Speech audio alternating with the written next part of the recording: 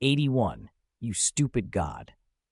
Even though Heita had planned the simulated universe ages ago and the infrastructure took a long time to build, the three geniuses only spent 100 system hours actually working on the simulated universe project. Those 100 system hours were stretched over 2 months to fit the geniuses' schedules. The construction had been all out. The resources used were equivalent to an entire planet. Why did Bai Luan know exactly how many system hours they'd used? Do you know what it feels like to live a year in a single day? Don't think that's an exaggeration. Do you know how I survived those 2 months? The great sage who was crushed under the Five-Finger Mountain for 500 years wasn't as miserable as I was for those 2 months. At least the Monkey King wasn't forced to do scientific research. Before, endless studying in the little black room left me burned out, a pile of pale ashes. Those 2 months felt like being set on fire every day and then having the ashes ignite again. He felt like his soul was about to catch. It was finally over. When the simulated universe ran stably, Bai Luan genuinely wanted to kowtow to the machine. Thank you for not having bugs like model loss, blessing failure, or stuck levels. Thank you for not having Lan and the Arbiter General in you dragging the computing power down. Thank you, aha, you scoundrel Aeon, for finally giving up on the idea of disguising yourself as a bug to make me search fruitlessly. After 2 months of tangled contact with the geniuses, Bai Luan had learned two truths. First, these geniuses are immortals in human skin. A project as enormous as the simulated universe only troubled them for 2 months. Even with 3 of them, what would 10 geniuses cooperating be capable of? Second, I'm amazing for not being exposed. For 2 months, I was a husky pretending to be a wolf in a pack, stubbornly keeping up with the hunts. I almost developed a tacit understanding with the pack. Let me be very clear, I'm incredible. At the end of the project, Bai Luan had one thought.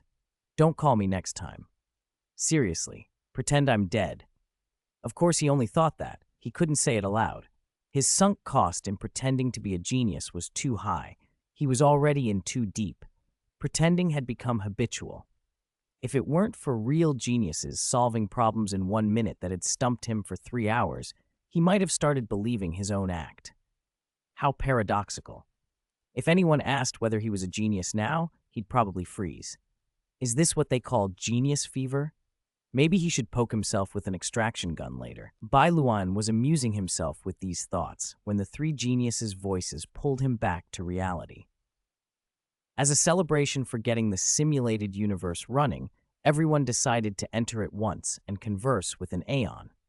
Unlike ordinary users, who enter the simulated universe and risk attracting an Aeon's attention by their actions, the original developers had administrator privileges and could directly meet the Aeons they'd created. Most Aeons ignored people anyway, except Aha, who always wanted attention, but nobody really wanted to deal with it.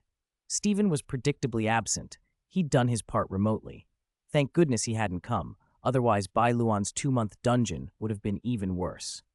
Thank you, Stephen Lloyd. As befits a name suspiciously similar to someone from my world. Bai Luan, your turn, Heita said. The three geniuses turned their attention to him. Bai Luan hesitated. Honestly, I don't have anything to ask the Aeons. They usually don't answer. You never know, Heita said calmly. Try it. If you don't get anything back, at least go in and tell Aha a cold joke. Ever since that mischievous Aeon pretended to be a bug and tricked me twice, I don't really want to see him, Bai Luan muttered. Then it's up to you, Heita shrugged. Bai Luan smiled at the simulated universe terminal. Fine. I'll ask some random questions. He reached out and touched the terminal. He'd been masquerading as a genius for so long and had never even met erudition. He might as well satisfy his curiosity. Silently, he wished to meet the Aeon erudition and let his consciousness sink in. After a brief, blurry buffering, he looked up. A colossal mechanical head, the size of a planet, floated in the void. Its core glowed a dazzling red. Aeon still managed to inspire awe, but Bai Luan's first thought drifted into humor. Erudition, your head is really big. Is it because you think too much? He asked aloud. No response. When Xandar first created you, were you just a head? Or did you decide a body was inefficient and split off? Still silent. Do you know a lot of people think that exposed core in your head is actually an eye? No answer. Bai Luan didn't expect one. He wasn't a true genius, after all. He wasn't even really qualified to be glanced at, let alone answered. All right, one last question, he said, looking up. All-knowing erudition. Do you know if the fourth wall really exists? Silence filled the simulated universe. From erudition's perspective, it might be a meaningless, nihilistic question. Bai Luan, however, knew the definite answer. The fourth wall did exist. The system was watching him from the other side. At that moment, in the real universe, Aha sidled up to erudition. Heh, don't ignore him. Even I don't know where he came from. Look at him. With a shove, Aha forced erudition's gaze toward Bai Luan. In that single look, erudition noticed something unusual. He analyzed Bai Luan's body structure. For an instant, he detected curious, conceptual-level curios, an invention that blocked monitoring, a probability factor that skewed calculations, exists, added to observation list. Erudition also heard Bai Luan's question and answered in his typical indirect way, "Does that matter?" Bai Luan, about to exit, trembled. "My goodness, you really know the fourth wall exists." Erudition never answered directly. He replied with questions that implied the answer. His rhetorical response carried an admission. He knew the fourth wall. "Can you break the fourth wall?" Bai Luan blurted. Silence. "Are you there?" he tried. Nothing. Seeing no further answer, Bai Luan muttered, "You dead mechanical head," and left the simulated universe. Back in the control room, the three geniuses were all staring at him. It felt strange. "Why are you all looking at me?" he asked. "Reason, you were just glanced at by erudition." Bai Luan looked at Ruan Mei and Screwlum, then let out a louder, more disbelieving, "Eh!" For a heartbeat, he felt a tiny surge of happiness, a sense of recognition. Then panic raced in. If erudition had looked at him and logged observations, that meant he'd been perceived as having curious and inventions, i.e. as being a genius, in front of three real geniuses. "No, I'm just a mortal pretending. How could they believe me? Why did erudition have to look so openly? Couldn't he have been discreet? How do I explain this? How do I get out? The simulated universe still has so many DLCs to make. Do you know how much overtime I'll be forced into now? How selfish you are. Bah! Now whoever makes the simulated universe DLC will drag me into it too." You, Bai Luan's chest heaved. He was overheating with panic. "You foolish Aeon!" Aha burst into laughter, delighted at erudition's neat little exposure of Bai Luan and at Bai Luan's meltdown. It was too much fun. The system, in its dry tone, registered the scene. This Aeon of Trailblaze is invincible. 82, Genius Club number 85. Bai Luan couldn't quite believe it. To the other geniuses, it must have looked like the natural outcome of years of hard work finally paying off, a thrill when erudition spared him a glance. "We expected this result for a long time," one of them said. "We just didn't expect it to happen now." Screwlum put a gentle hand on his shoulder. "Congratulations, Bai Luan. You are officially the 85th member of the Genius Society." Even Ruan Mei nodded. "Congratulations." Please stop congratulating me." Bai Luan stammered, overwhelmed. The official recognition made his stomach drop. Did this mean he would be forced into projects at their level from now on? Tears sprang to his eyes as he asked tremulously, "In the future, when the simulated universe develops new projects, will there still be a place for me?" "Question, may I ask, why do you worry so?" Screwlum sounded slightly puzzled. "Even if erudition had not turned his gaze this way, we would have kept your place in the simulated universe." "Reason, your wisdom and effort are permanently written into the project's core data. You are indispensable." When Screwlum said that, Bai Luan was instantly moved to tears. "Woo," he hiccuped. "Erudition, just wait. When I have the power, I'll infect you with some high-dimensional panda incense-burning virus and give you a good time." Actually, it's mainly Aha's fault. He forced erudition's gaze to land on me in reality, and then erudition noticed my anomaly. He wouldn't have paid attention otherwise. The system's voice came flat and clinical, revealing the hidden culprit. Aha, the aeon of elation born for joy, Bai Luan seethed inwardly. If only he could do something about that aeon. But he couldn't, not now. Thinking of it made him feel worse. Seeing Bai Luan so overcome, Heita couldn't help but tease, "Does this really move you that much?" He wanted to confess that these weren't tears of pure joy, but it wouldn't help. How could anyone admit they were breaking down because erudition glanced at them? He forced himself to come up with an excuse for his loss of composure. He drew a long breath, as if gathering strength, and managed a few soft words. I finally caught up to you. The weight in his voice and the relief behind it silenced the others. The geniuses present suddenly realized how hard it must be to be an assistant to a genius, always running after those touched by the aeons, carrying unimaginable pressure in silence, laboring where others assumed everything came easily. A new understanding, and a faint, bitter sympathy, spread among them. No wonder he was so emotional now. Herta reached out, touched Bai Luan's cheek, wiped away his tears, and held his gaze for a few seconds. Then she smiled and pinched his face. You really do have beautiful eyes. I know how hard you've worked. Stay by my side forever. Bai Luan blinked, confusing and embarrassed. His face flushed, and he turned his head away. He raised a hand to push Herta's away, awkwardly blocking her sight. I'm a little embarrassed. Could you stop looking at me like that? That sudden, fleeting innocence was such a contrast to his usual composed demeanor that Herta's interest was fully piqued. She had wanted to tease him more, but Bai Luan hurriedly wiped his face and tried to hide the softer side he'd shown. Apart from the faint redness at the edges of his eyes, he was almost himself again. Cough. I was just emotional for a moment, he said, forcing calm. But really, it's nothing. Everyone here has been glanced at. It's not special. Herta studied his tension and felt a mischievous urge to pry that rare side open again, but this wasn't the right moment. She would explore it later. Her lips curved into a pleased smile, which she quickly suppressed into her usual aloof expression. What exactly did you ask erudition? She asked.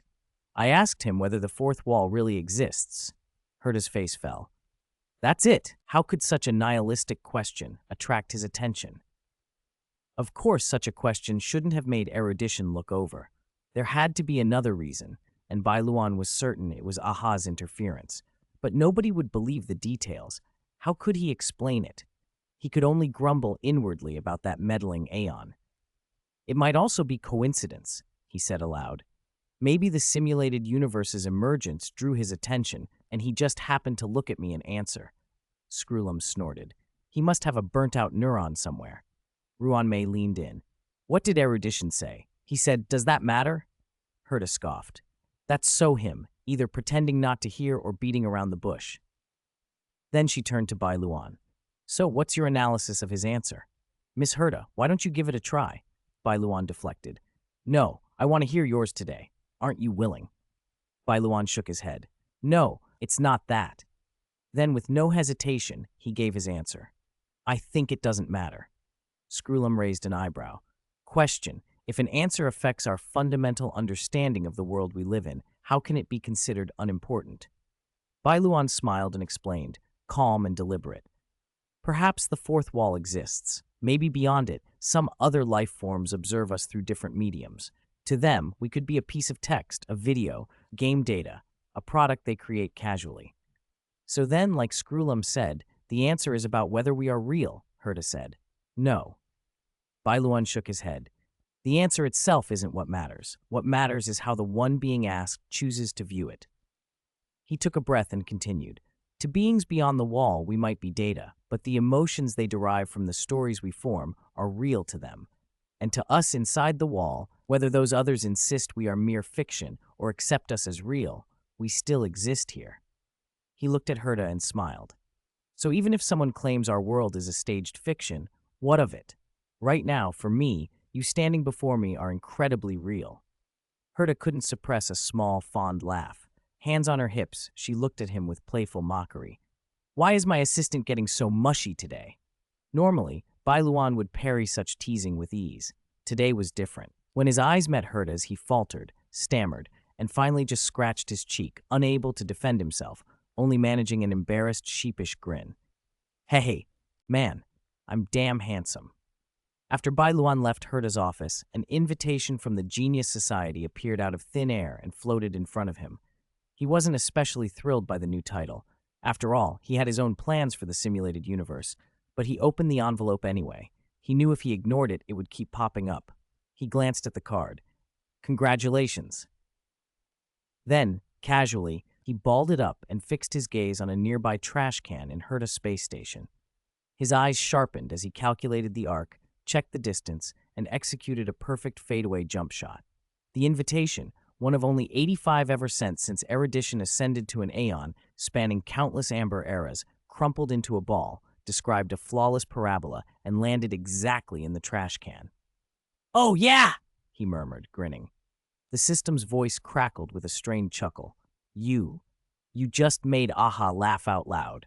Ha ha, I'll give you full marks for that throw. You've really got a knack for entertainment. Bai Luan's impression of both aeons was cool at best. Erudition had just been used in a joint trick, one that had him irritated. But Aha, the aeon of entertainment, was a different breed. She delighted in everything and found amusement everywhere. Even if he managed to wound Aha, she would probably just laugh and say, "Good job, kid." Facing that kind of aeon left him stumped. He couldn't simply let it go. He had to find a way to make Aha stumble. But how?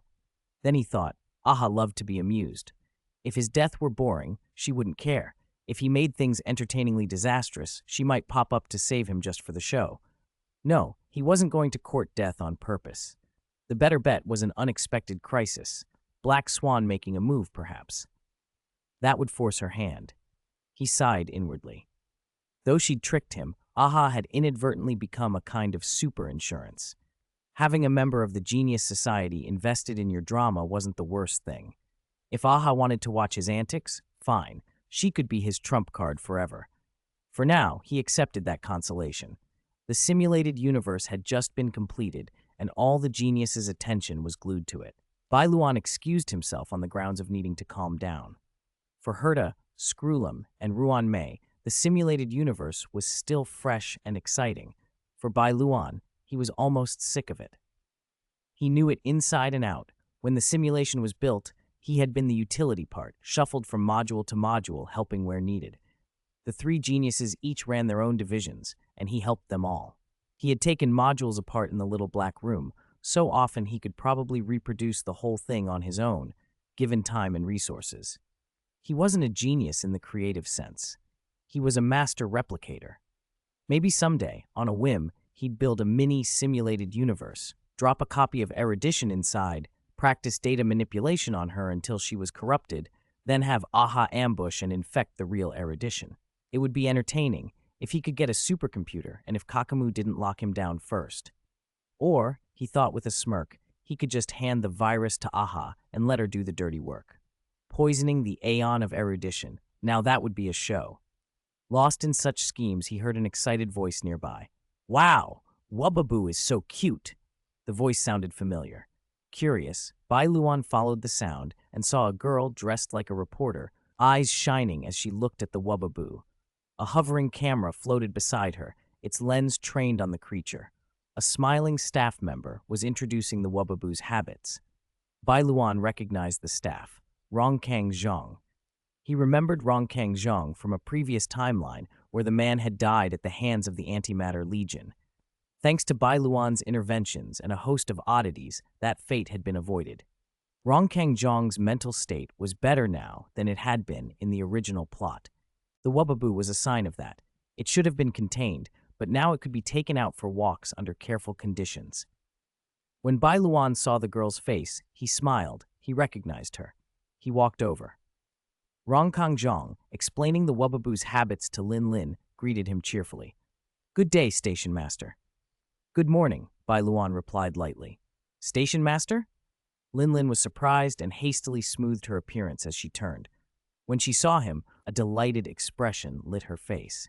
"Bai Luan, what are you doing here?" Then she realized Rongkang Zhang's station master had meant Bai Luan. She stammered, "You're the station master of Heita Space Station? But shouldn't Miss Asta be the station master?" Rongkang Zhang added, "Station Master Bai is also a station master of the space station. He just tends to be busy with affairs and doesn't show up much." "Oh," Lin Lin relaxed a fraction, then looked at Bai Luan with a mixture of politeness and old classmate familiarity. "Do you still remember me?" Bai Luan pouted and said, "Are we going to be formal, old classmate?" Rongkang Zhang chimed in, "You don't need to be so reserved with the station master. He's very easygoing." Relieved, Lin Lin smiled. Bai Luan glanced at her hovering camera. "What's this?" "Oh, this is a portable hovering camera I built myself. It's my partner. I call it Shishi." At that name, Bai Luan's grin tightened. Shishi. Nice. You said you wanted to photograph small animals. How's that going? I'm a reporter at the company now, she said proudly. Entry level, so the pay isn't great, but I can point my camera at anything I want to film. Have you thought about posting videos of strange creatures on the Star Network? Bai Luan asked. Lin Lin beamed. I actually have traction on the Star Network. I'm a small blogger with 50,000 followers now. Thanks to the job, I get to travel everywhere and see all kinds of strange creatures. She pulled out her phone to show him her account. Bai Luan scanned it. Well-produced videos, careful camera work, lively captions, and most important, genuine emotional reactions. Little wows. So cute, my heart is melting. That pure delight was contagious. He made a mental note to boost her reach using Yimu's account later. A top student from the First University of Truth, she could grow into something real with a little push. Her presence also made him think of the annual promotional video for the space station. Lin Lin looked too relaxed to be on a big assignment. The space station hadn't changed much this year, except for the Defense Department. He had just given them a batch of new weapons. That might make for good footage. Lin Lin, go check out the Defense Department.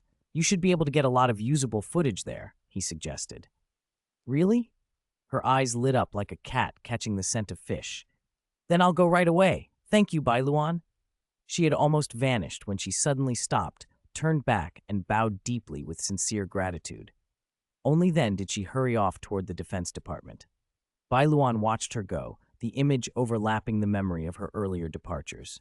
May you keep getting better, old classmate. He turned back to Rongkangzhong. His voice was calm, but carried an invisible weight. Have you memorized all the basic information about the Antimatter Legion? Rongkangzhong puffed out his chest. I know it like the back of my hand. Good. Bai Luan's tone shifted abruptly. Then recite for me every item in the standard emergency medical kit and the self-rescue procedures in case of an emergency. Rongkangzhong's confidence faltered. This. His gaze started to wander. Heh.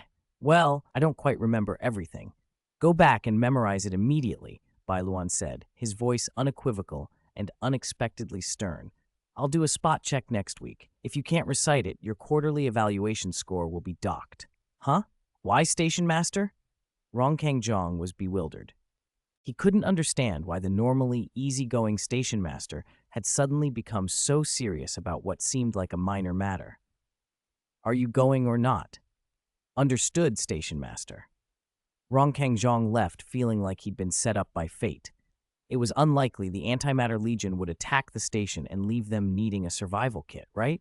The defense system was so reliable, it couldn't suddenly fail, could it? 84. I will only fall in love with Ms. Black Tower.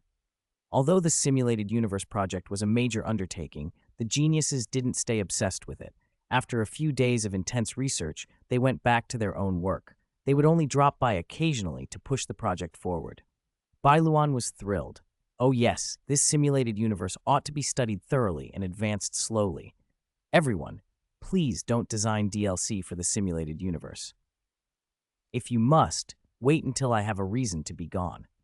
Heita was still stationed inside the simulated universe, but now that it had been built, being her assistant wasn't as exhausting as before. For the first time in a long while, Bai Luan felt relaxed. Strange as it sounded, he'd almost been pickled by the Heita who lived in the little black room. Once Heita's interest in the simulated universe project waned, his workload would shrink even more. When she found other, more interesting things and left the space station, he could go back to the pleasantly idle life he'd come to enjoy. Really, his life at the moment felt like a vacation compared to the past 2 months. Contentment suited him, but the ease didn't last. During their daily interactions, Bai Luan noticed a subtle oddity. Since he knew Heita so well, he quickly located the source of the feeling. Heita was behaving differently. He couldn't say why, but ever since his last moment of losing composure, he had the persistent impression that Heita, compared to her interest in the simulated universe project, seemed more interested in him. Ridiculous, he told himself. Cringy, even. But the sensation of being watched, ever so slightly, was real and unrelenting. He traced the beginning of all of it back to that lapse in composure. Had he somehow charmed Heita then? Pah! He shook his head and rubbed his arms. His own embarrassing fantasy made him shiver. Unable to read Herta's mind, he decided to ask her directly. He went into the little black room and told the Herta inside everything he had been thinking. When she finished listening, a knowing, almost playful smile curved her lips. She nodded. "That's right," she said. "She's interested in you." Bai Luan went pale. "Are you sure? She's Miss Herta." The Herta in the little black room cocked her head, purple eyes bright with amusement. "Am I not Herta?" Bai Luan felt unreal. Herta had been interested in him before, but it had always been interest in a part of him, his abilities, his curiosity, his eyes. This time, the part she seemed interested in was not a piece of him, but the whole of him. Those earlier interests could be possessed by others. This one was uniquely him. Could he really make someone like Miss Herta like him? He felt ridiculous even thinking it. Herta in the little black room watched him and guessed what he was worried about. "As my assistant, why do you feel inferior?" Bai Luan blinked. "You don't remember how long it took me to make you into this, the version of you that's most suitable for me?" "You mean," she started. "Yes." Herta chuckled lightly and spread her hands as if stating a fact. "This form of mine, the one you like best, was created through this genius's careful training." Bai Luan froze. His brain stuttered. Being single his whole life had not prepared him for this. He looked at the Herta he had spent untold hours with in the little black room, and for a moment had no words. Herta leaned in, studying his face for a beat, then reached out and pinched his cheek gently. "Silly. Be happy that this genius likes you. It's a bit unbelievable," he managed. "What's so unbelievable? Haven't you been with me here for a very long time?" She fell silent, staring at the Herta puppet's physical form, and then her awareness slid back into the puppet's body. "Ever since I came into this body, countless hours have passed. During all that time, you were never absent. You waited for me for over 900 years. You spent more than 900 years with me, saying more than just hello. Why shouldn't I fall for you?" For a moment, Bai Luan had no answer. Had he never thought about it? After all those years together, could he accept someone else showing interest in him? The answer felt clear without him admitting it. His ideal, without him meaning to, had long since become Herta's image. "Isn't it a little late for you to realize you like me?" he asked sheepishly. "Yes, you're a blockhead," she said, then crossed her arms and looked up at him. "Sometimes I wonder, am I the puppet or are you?" Bai Luan scratched his head awkwardly. "I'm slow, I'm sorry. It's fine, at least we've reached this stage." Herta's consciousness slipped back into the puppet body. "The real me has started to take an interest in you." "Then should I confess?" he asked. "Not yet." She smiled. "I am her. What do you think is the difference between her and me?" "That I haven't been with her as long?" "Exactly." She nodded with satisfaction. "It's natural for the real me to be attracted to you because the current you is the most suitable person in the universe to be with me." Herta looked at him as if admiring a masterpiece. "I put a lot of effort into this, you know?" "That must have taken an incredible amount of work. Why were you willing to spend so much time?" "Because naturally, I wanted the real Herta to be like this." She said each word slowly. "You are mine. The you in the little black room is mine, and the you outside is naturally mine too. I won't tolerate what I don't want to share being touched by others." Then she teased, watching his blush spread across his face. "Oh my, you're blushing." Bai Luan covered his face, voice muffled through his fingers. Who could resist that? Indeed, no matter who hears it, they wouldn't resist. But this genius will only say it to you, so be grateful. After a long pause, he finally steadied himself. "I never imagined that you, who once asked me for the right to end yourself, would become like this. I will not leave the little black room." "Isn't it too small here?" he asked. She shrugged. "It's not that it can't be expanded." "It's a trivial matter," he said. "Besides, wherever you go, have you ever truly forgotten me? The environment here can change. In essence, we've already been to many places together." She listed them: her home, the botanical garden, the space station, the first University of Truth, Beta Star, so many places. "As long as you're willing," he said. "You said that here. I am the only Herta. After we leave, this unique Herta will disappear, right? That was the starting point where this genius truly began to care about you. I don't intend to lose that. I won't lose it, so I won't leave here." "I understand." Hearing that, all the muddled thoughts in him settled into something startlingly clear and steady that warmed his chest. He looked up at this singular consciousness, the origin of all the affection he hadn't known he was saving, and gave a shy, honest, solemn smile. "In this life," he said softly, "I think I will only ever love Miss Heita. P.S. Lots of friends are starting school lately. I get it. I'm starting school too. And the 2-year-old computer that came with me just died. Ha ha. 85. I will defend my love to the death." A month slipped by almost without Bai Luan noticing. For him, it had been a month-long don't get flustered challenge. During those weeks, Heita had refused to leave him alone. Their interactions, once strictly professional and tied to his duties as her assistant, had loosened. A sudden closeness, ambiguous teasing, an accidental touch. Everything about her behavior was designed to make him lose his composure. Bai Luan, who'd been single his whole life, was repeatedly unprepared. He stumbled over his words, cheeks burning. His gaze darted away, his defenses melted beneath her amused stare. But it wasn't time to confess.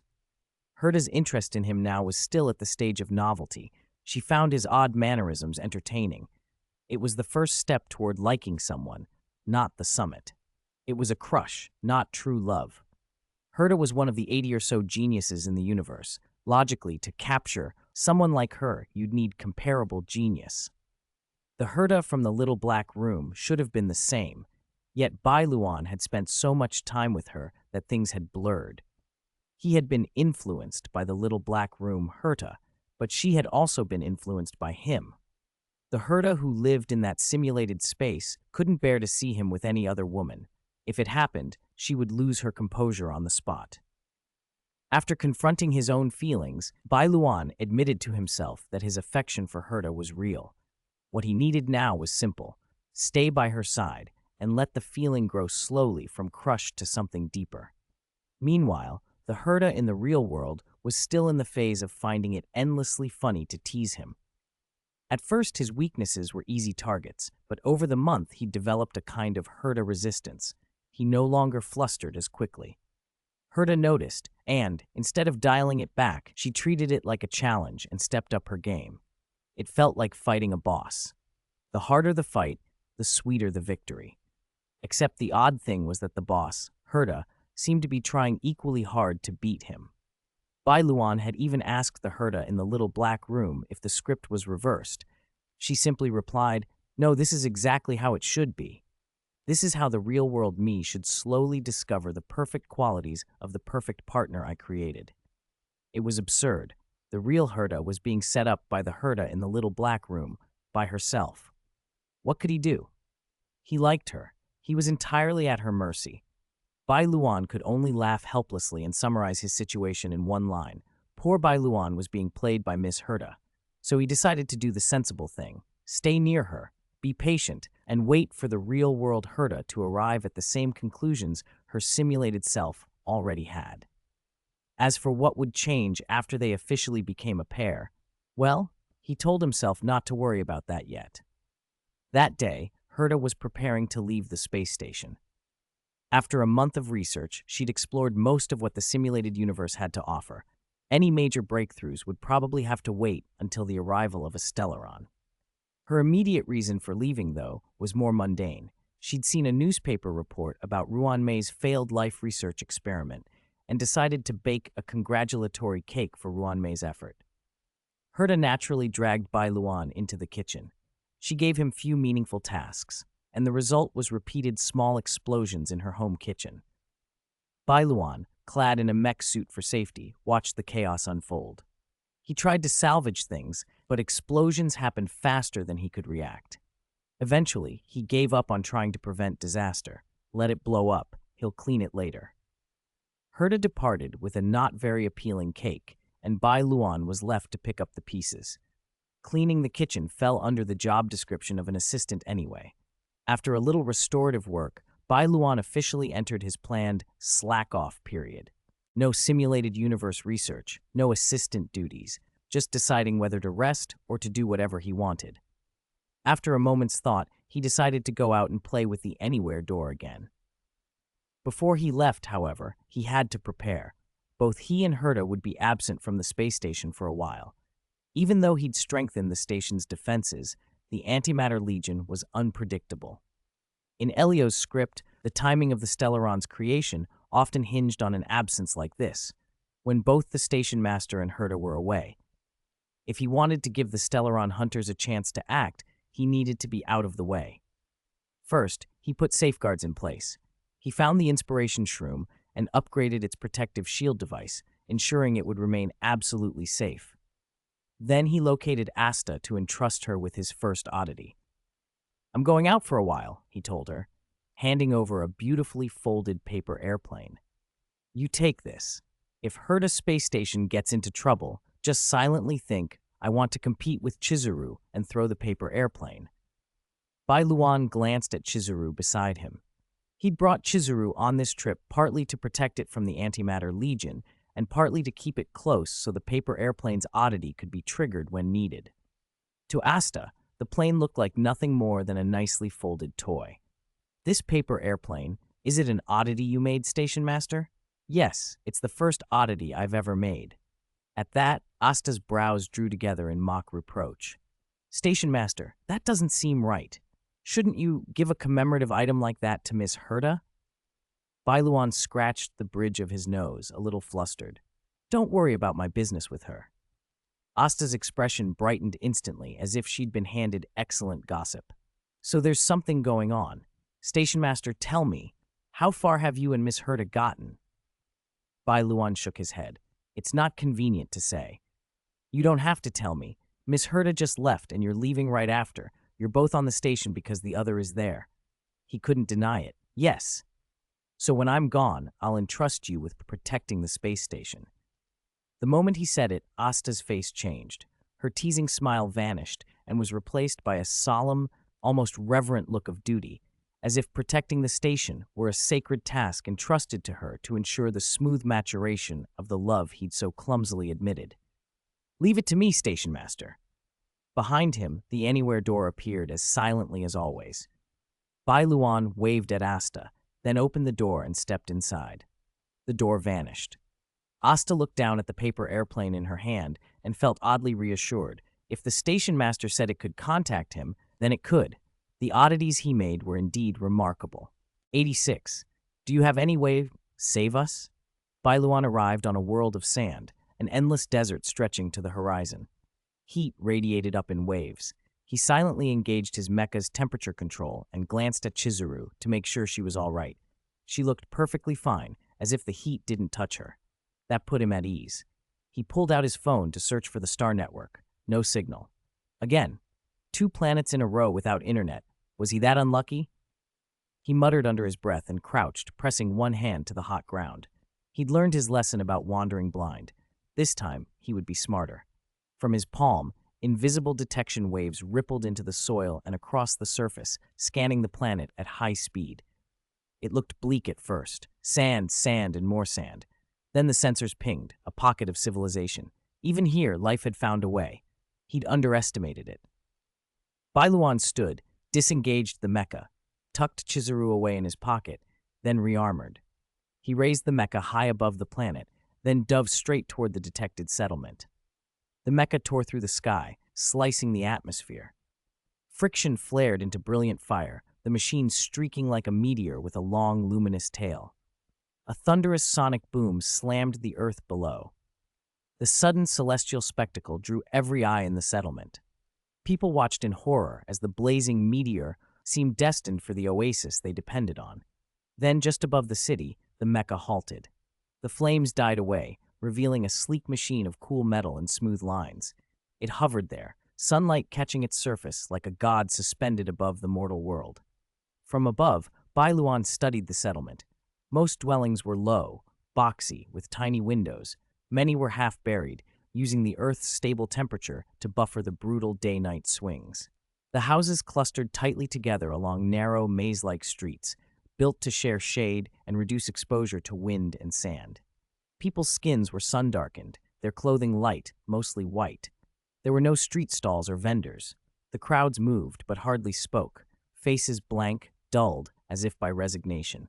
One building broke the monotony, a tall, magnificent palace that rose above the low roofs. Bai Luan's scanner traced its structure. Inside the palace was the origin of water, an intricate springhead, and a radiating network of pipes. It controlled the planet's most precious resource. The palace also housed research facilities. Personnel moved within, studying something intently. As he figured out how to make contact, a group emerged from the water temple. Bai Luan decided on a name to use, something non-threatening. Nameless sounded better than Genius Society number 85, and would mean nothing to them anyway. He spoke down to the crowd through the mecha's external speaker. I am a nameless, traveling between the stars. I arrived unexpectedly on this planet. Is there anything you need help with? A man at the front, the most elaborately dressed, wearing an ancient crown of office, stepped forward. He tried to hide his shock, raised his chin, and called out in a voice with just a tremor of awe. Esteemed guest from the heavens, may I invite you to speak with us? It was dangerous to be conspicuous in a place like this, but conspicuousness also meant power. Bai Luan descended and landed. He disengaged his armor. Chizuru fluttered out of his pocket and hovered at his shoulder. The crowned man approached, middle-aged, a little untidy in beard, his face weathered and severe, but with deep blue eyes that held attention. Hello, I'm Bai Luan. I'm a traveler from the stars. He offered his hand. The man took it. Hello, star traveler. I am Sethlin. I am the 17th generation leader of this world. And the previous 16 generations? Bai Luan asked lightly. Sethlin's face froze. He hadn't expected the question. For a moment, he was plainly stunned. Bai Luan smiled and added, I'm joking. If you truly wish to learn about our civilization, I will show you our history, Sethlin said. All right, I'd be glad to see it. Bai Luan glanced at the crowd and added, but I'm not comfortable being watched by so many people. Sethlin hesitated, then nodded. He turned to the gathered citizens and said firmly, You may withdraw. A dissenter called out, fearful. But, Sethlin, how can we know he is friendly? Sethlin's voice was steady, tired but resolute. The proof of his friendliness is that we are all still alive. The power in that machine far exceeds anything we can imagine. If he meant us harm, we would have been ash long ago. The murmurs died to a reluctant silence. One by one, the people melted back into the alleys. Sethlin led Bai Luan through corridors into a hall lined with murals. 8 enormous paintings that served as a record, like heavy history books chronicling their fight to survive. They stopped before the first. Our planet is painfully arid, Sethlin said, eyes on the painting. The first mural showed a vast desert dotted with small blue points. Most of the land is desert. In a few places, spring had surface, and our people grew around those springs. He moved to the second mural. At first, we formed tribes around the springs. There were constant conflicts over them. The painting depicted chaos, spears and blades, people bleeding into the very springs, the water stained red. 541 years ago, the first spring had dried up, Sethlin continued, leading him to the third mural. The blue dots that marked springs faded and blackened, emptiness spreading. Year after year, the dots vanished, 1 or 2 at a time. They walked on in silence. By the fourth mural, the blue points were almost gone. Only a single dot remained. Sethlin stopped beneath the final large painting. The blackness on it swallowed the canvas like a tombstone. Only that one small blue dot remained, like a mote of life in a grave. He didn't explain the rest. He stood there, diminished beneath the enormity of their loss. Then Sethlin turned to Bai Luan. His voice was rough with age and exhaustion, but there was a flicker of a desperate hope beneath it, a last trembling ember. And this last springhead, by our most accurate calculations, it will be completely dry in 1 year. O star traveler from the unknown, since you came down from the vast starry sea that we can never reach despite all our efforts, please tell me, do you have any way to save us? Everything will be fine. Everything will be fine. Bai Luan felt a deep, immediate sympathy for Sethlin and finally understood why everyone outside looked so hollow. Who could smile living in this place? But what could he do to help?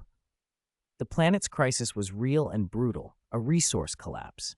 It almost seemed impossible. What if the planet simply didn't have enough? Yet the pipeline system Bai Luan had scanned from the Water God Temple showed real technological achievement. Building a mature pipeline network with strict grades for efficient water use was not easy, especially here. It would be a shame for a civilization with that much vitality to die on a desert world. This planet gave them life, but not enough milk to raise it. How tragic. Compared to the human civilization on Beta Star, which had destroyed its environment by its own hand, the people here deserved a future. Never mind, he could always buy a planet and move them, set them to work for generations to pay off the debt. Maybe even create a whole world that answered to him. How much could that cost? More than the simulated universe project? Thinking that, Bai Luan looked up at Sethlin and said, "Tell me your problem and I'll do my best to help." Can it really be solved? If I can't fix the problems on your planet, there are only a handful of people in the universe who could. Sethlin was speechless. He didn't know whether to believe him, but there was no other hope left. Whether true or not, he had to seize this surprise lifeline. As Sethlin hesitated, Bai Luan's eyes drifted to the remaining 4 murals. The 8 paintings were clearly in 2 halves. The first 4 laid out the background and catastrophe. The second half must show how the people tried to save themselves. Sethlin read his look, and having decided to trust this stranger as a last resort, relaxed slightly. The last 4 murals are titled Unity, the Mad King, Resistance, and the Choice. Sounds like 4 major events. Yes, unity means we abandoned our old tribal divisions and united to try to save ourselves. He pointed to the 5th mural, the silhouette of a towering man, a crowd converging behind him. Our first leader, Belnar, united us. He and 9 successors, while the springs were still dwindling but not yet nearly gone, pushed rapid development. In a short time, they lifted our technology to its current level before the resources ran out. Bai Luan looked at the 6th mural. The colors here turned dark and oppressive, an ominous blood red dominating the scene. In the center was the warped, crazed outline of a king. This man is Emerson, our 11th leader. From the 7th leader on, we hit a technological plateau we couldn't break. The springs shrank, time slipped away, and the weight of keeping a civilization alive crushed every ruler. By Emerson's time, that pressure birthed a madman. What did he do to earn the name Mad King? Under the guise of resource control, he demanded we turn over our dead to be uniformly processed. It went on for years. Eventually, we discovered he had been using the bodies in sacrilegious experiments, trying to find a path to immortality, to mechanize organic life completely and beat resource scarcity. Sethlin tapped the 7th mural. A heroic woman pointed her sword at the Mad King on his throne, the crowd surging behind her. On the throne, the Mad King sat as rows of terrible living corpses stood beneath him, bodies wrapped in filthy bandages, cold metal showing through the gaps. People couldn't accept their dead being desecrated. They rose up. Our 12th leader, Zelia, united them to confront him. Emerson wouldn't relent. By then, he couldn't go back. He and his confidants unleashed the results of years of secret experiments, an army of living dead. They waged war against the resistance. Sethlin sighed, a long, weary sound. Centuries after Belnar's unity, our soil was again stained with our own blood. 3 remarkable leaders fell in battle.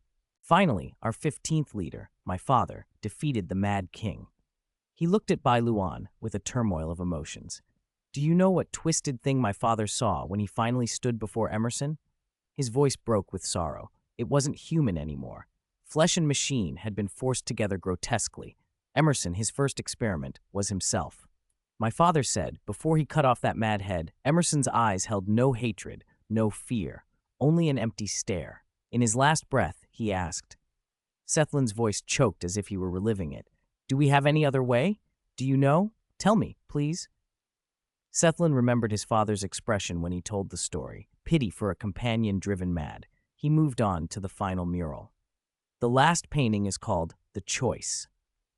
After that civil war, our remaining time and resources were even worse. We couldn't experiment anymore. We had to commit to one path with everything we had. Either we focused on getting into space and escaping this desert tomb, or we went down, burrowing deeper underground to search for hidden groundwater. It became a race. Could technology advance faster than the springs dried? In the end, by a narrow margin of 3 votes, we chose to go underground. Sethlin's father had spent his life on that decision and never succeeded.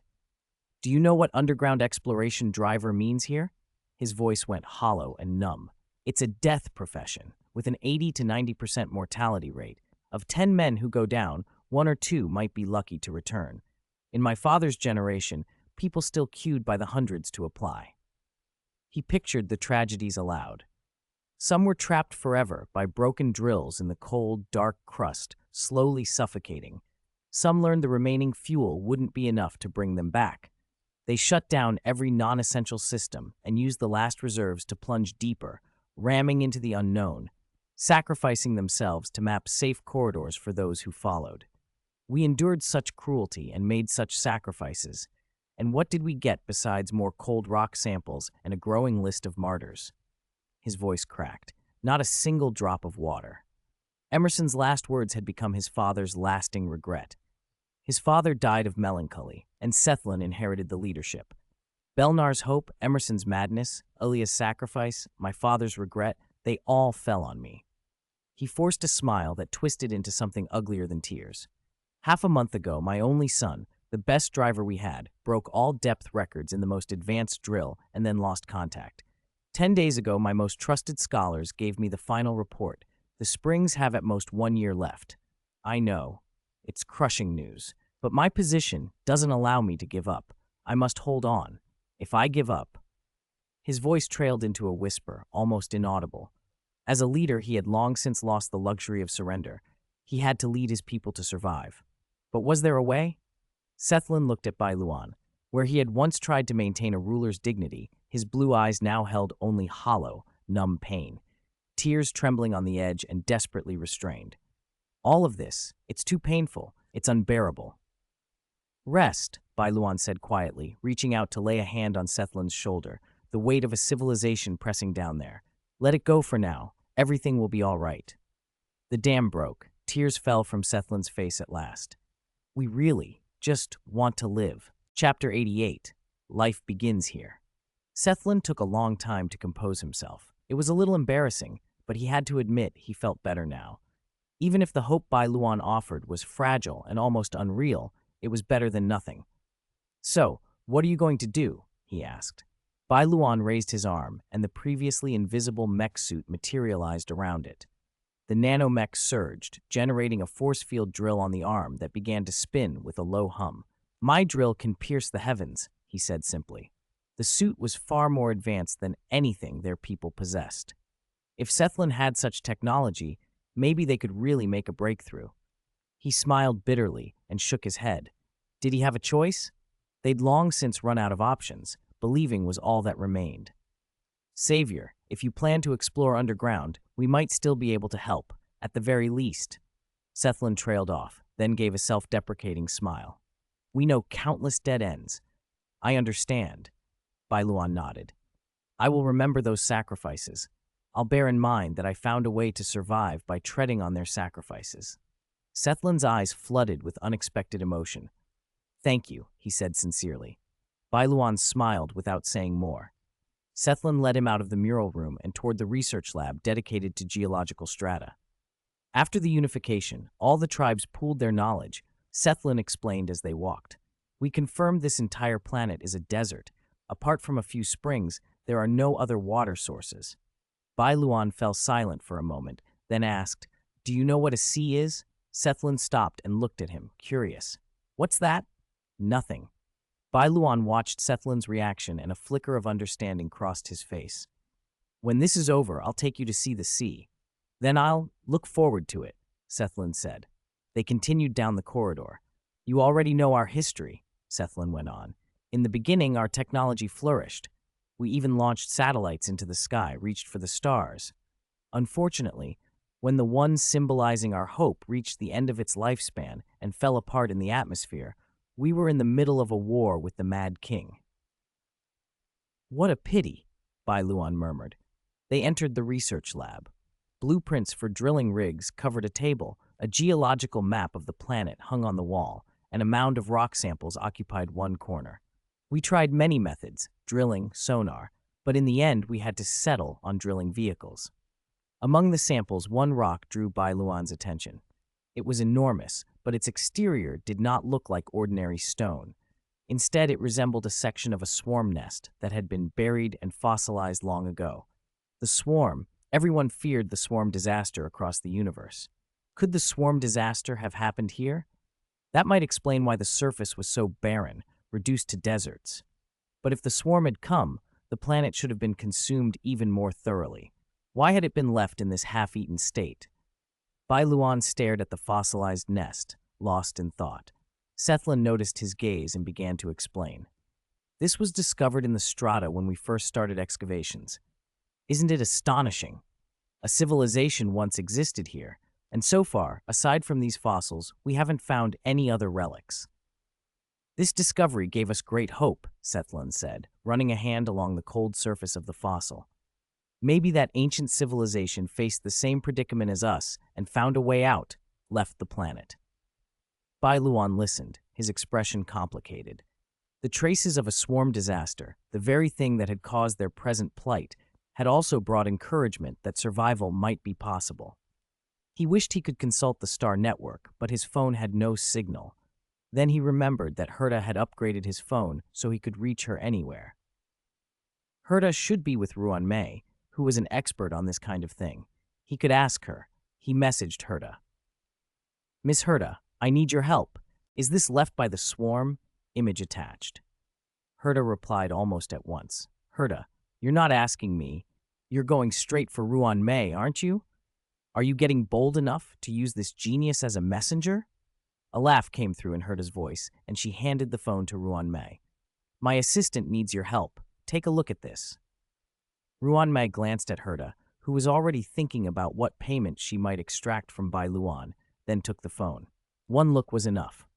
This is a swarm nest fossil. Where did you find it? On a distant planet. If you're interested, Miss Ruan Mei, I can bring some samples to you. What reward do you need? I have a few questions I need you to clarify. What kind of questions? There are signs of actual swarm activity on this planet. The main landform is desert, and resources on the surface are pitifully scarce, yet there are still springs pumping groundwater. We haven't found swarm fossils elsewhere. I can't figure out why the swarm wouldn't completely devour a planet. Why was this one spared? Ruan Mei read the message and replied thoughtfully. Some civilizations, when resisting the swarm, transfer all their resources underground, using the crust as a shield and the surface as a battlefield. The planet you describe might be one of those. As for why the swarm spared, possibly the swarm was being chased. If something forced the swarm to move on, they might have abandoned a planet after clearing the surface. It could be that the Aeons were besieging the propagation Aeon, and the propagation Aeon fled past this world. If that's the case, it would be horribly unlucky for the planet. Thank you, Miss Ruan Mei, Bai Luan replied. If we find anything new, I'll let you know. Please thank Miss Heita for me. He set the phone down. Ruan Mei's conjecture, combined with the planet's current condition, made everything click into place. An advanced ancient civilization had likely tried to survive the swarm by moving everything underground. They might have eventually failed and perished below the surface. The swarm, hurried by an unknown threat, cleared the surface and left. Over time, erosion stripped the rock layers away, shaping the desert landscape. As the layers wore down, the underground stores, water among them, became exposed. Relying on those limited resources, life here had managed to cling on. Bai Luan looked at Sethlin. Against all odds, then, life had begun here. Sethlin, come and see the sea. Sethlin, come and see the sea. Having mostly understood the situation on Sethlin, Bai Luan put his phone away. I understand the situation now. He turned to Sethlin. I can go explore underground anytime. Understood. Sethlin rifled through the research lab, pulled out a stack of files, and set them in front of Bai Luan. These are all the intelligence we've collected over the years. Everything, oldest to newest. Bai Luan had meant to refuse. Then he remembered what Sethlin had said earlier. At least, we know countless dead ends. The stack in front of him might be more than a record. Bai Luan picked up one of the files. It was from a pilot named Alex, the very first. It would take a long time to read them all. Never mind, I'll go into the little black room. Bai Luan flipped through page after page, quietly reading the reports. He watched Alex drive the first-generation rig into the ground. Conclar, I'm sorry, son. Fuel consumption exceeded expectations. After calculation, you can no longer return. Long silence, only the faint hum of equipment. Is that so? Then I request to use all remaining fuel to continue exploring downwards. Mom, don't cry for me. Please be proud of me. At least now I'm the person on this planet, closest to hope. Signal noise increased, finally turning into a piercing busy signal. Record note, drill vehicle signal exceeded maximum communication range. Alex set a new record for deepest exploration at the time and remained underground permanently. Bai Luan closed Alex's file slowly, as gently as closing the eyelids of the dead, then picked up the next. Mateo, drill bit broke, could not return, trapped underground for 3 days. Late at night, a gunshot on the channel, confirmed dead. Positioning system malfunctioned for unknown reasons. Lost direction, wandered underground until fuel ran out. Last words, I'm scared. One file after another, one sacrifice after another. Only a few had returned. Most ended coldly, confirmed dead or signal permanently lost. After an unknown amount of time, Bai Luan opened the last file. Sethlun's son, Milton. Milton, I will find the water source, father. After all, I carry everyone's hope. You have broken all previous depth records. No signs of water yet. Has the machine reached its limit? All parameters are stable, not at theoretical limit. Request to continue exploring downwards. The leader has approved. May hope be with you. I hit an abnormally hard structure, not rock. Feedback shows some kind of high-strength alloy. Attempting to break through. Successfully broke through. I'm falling.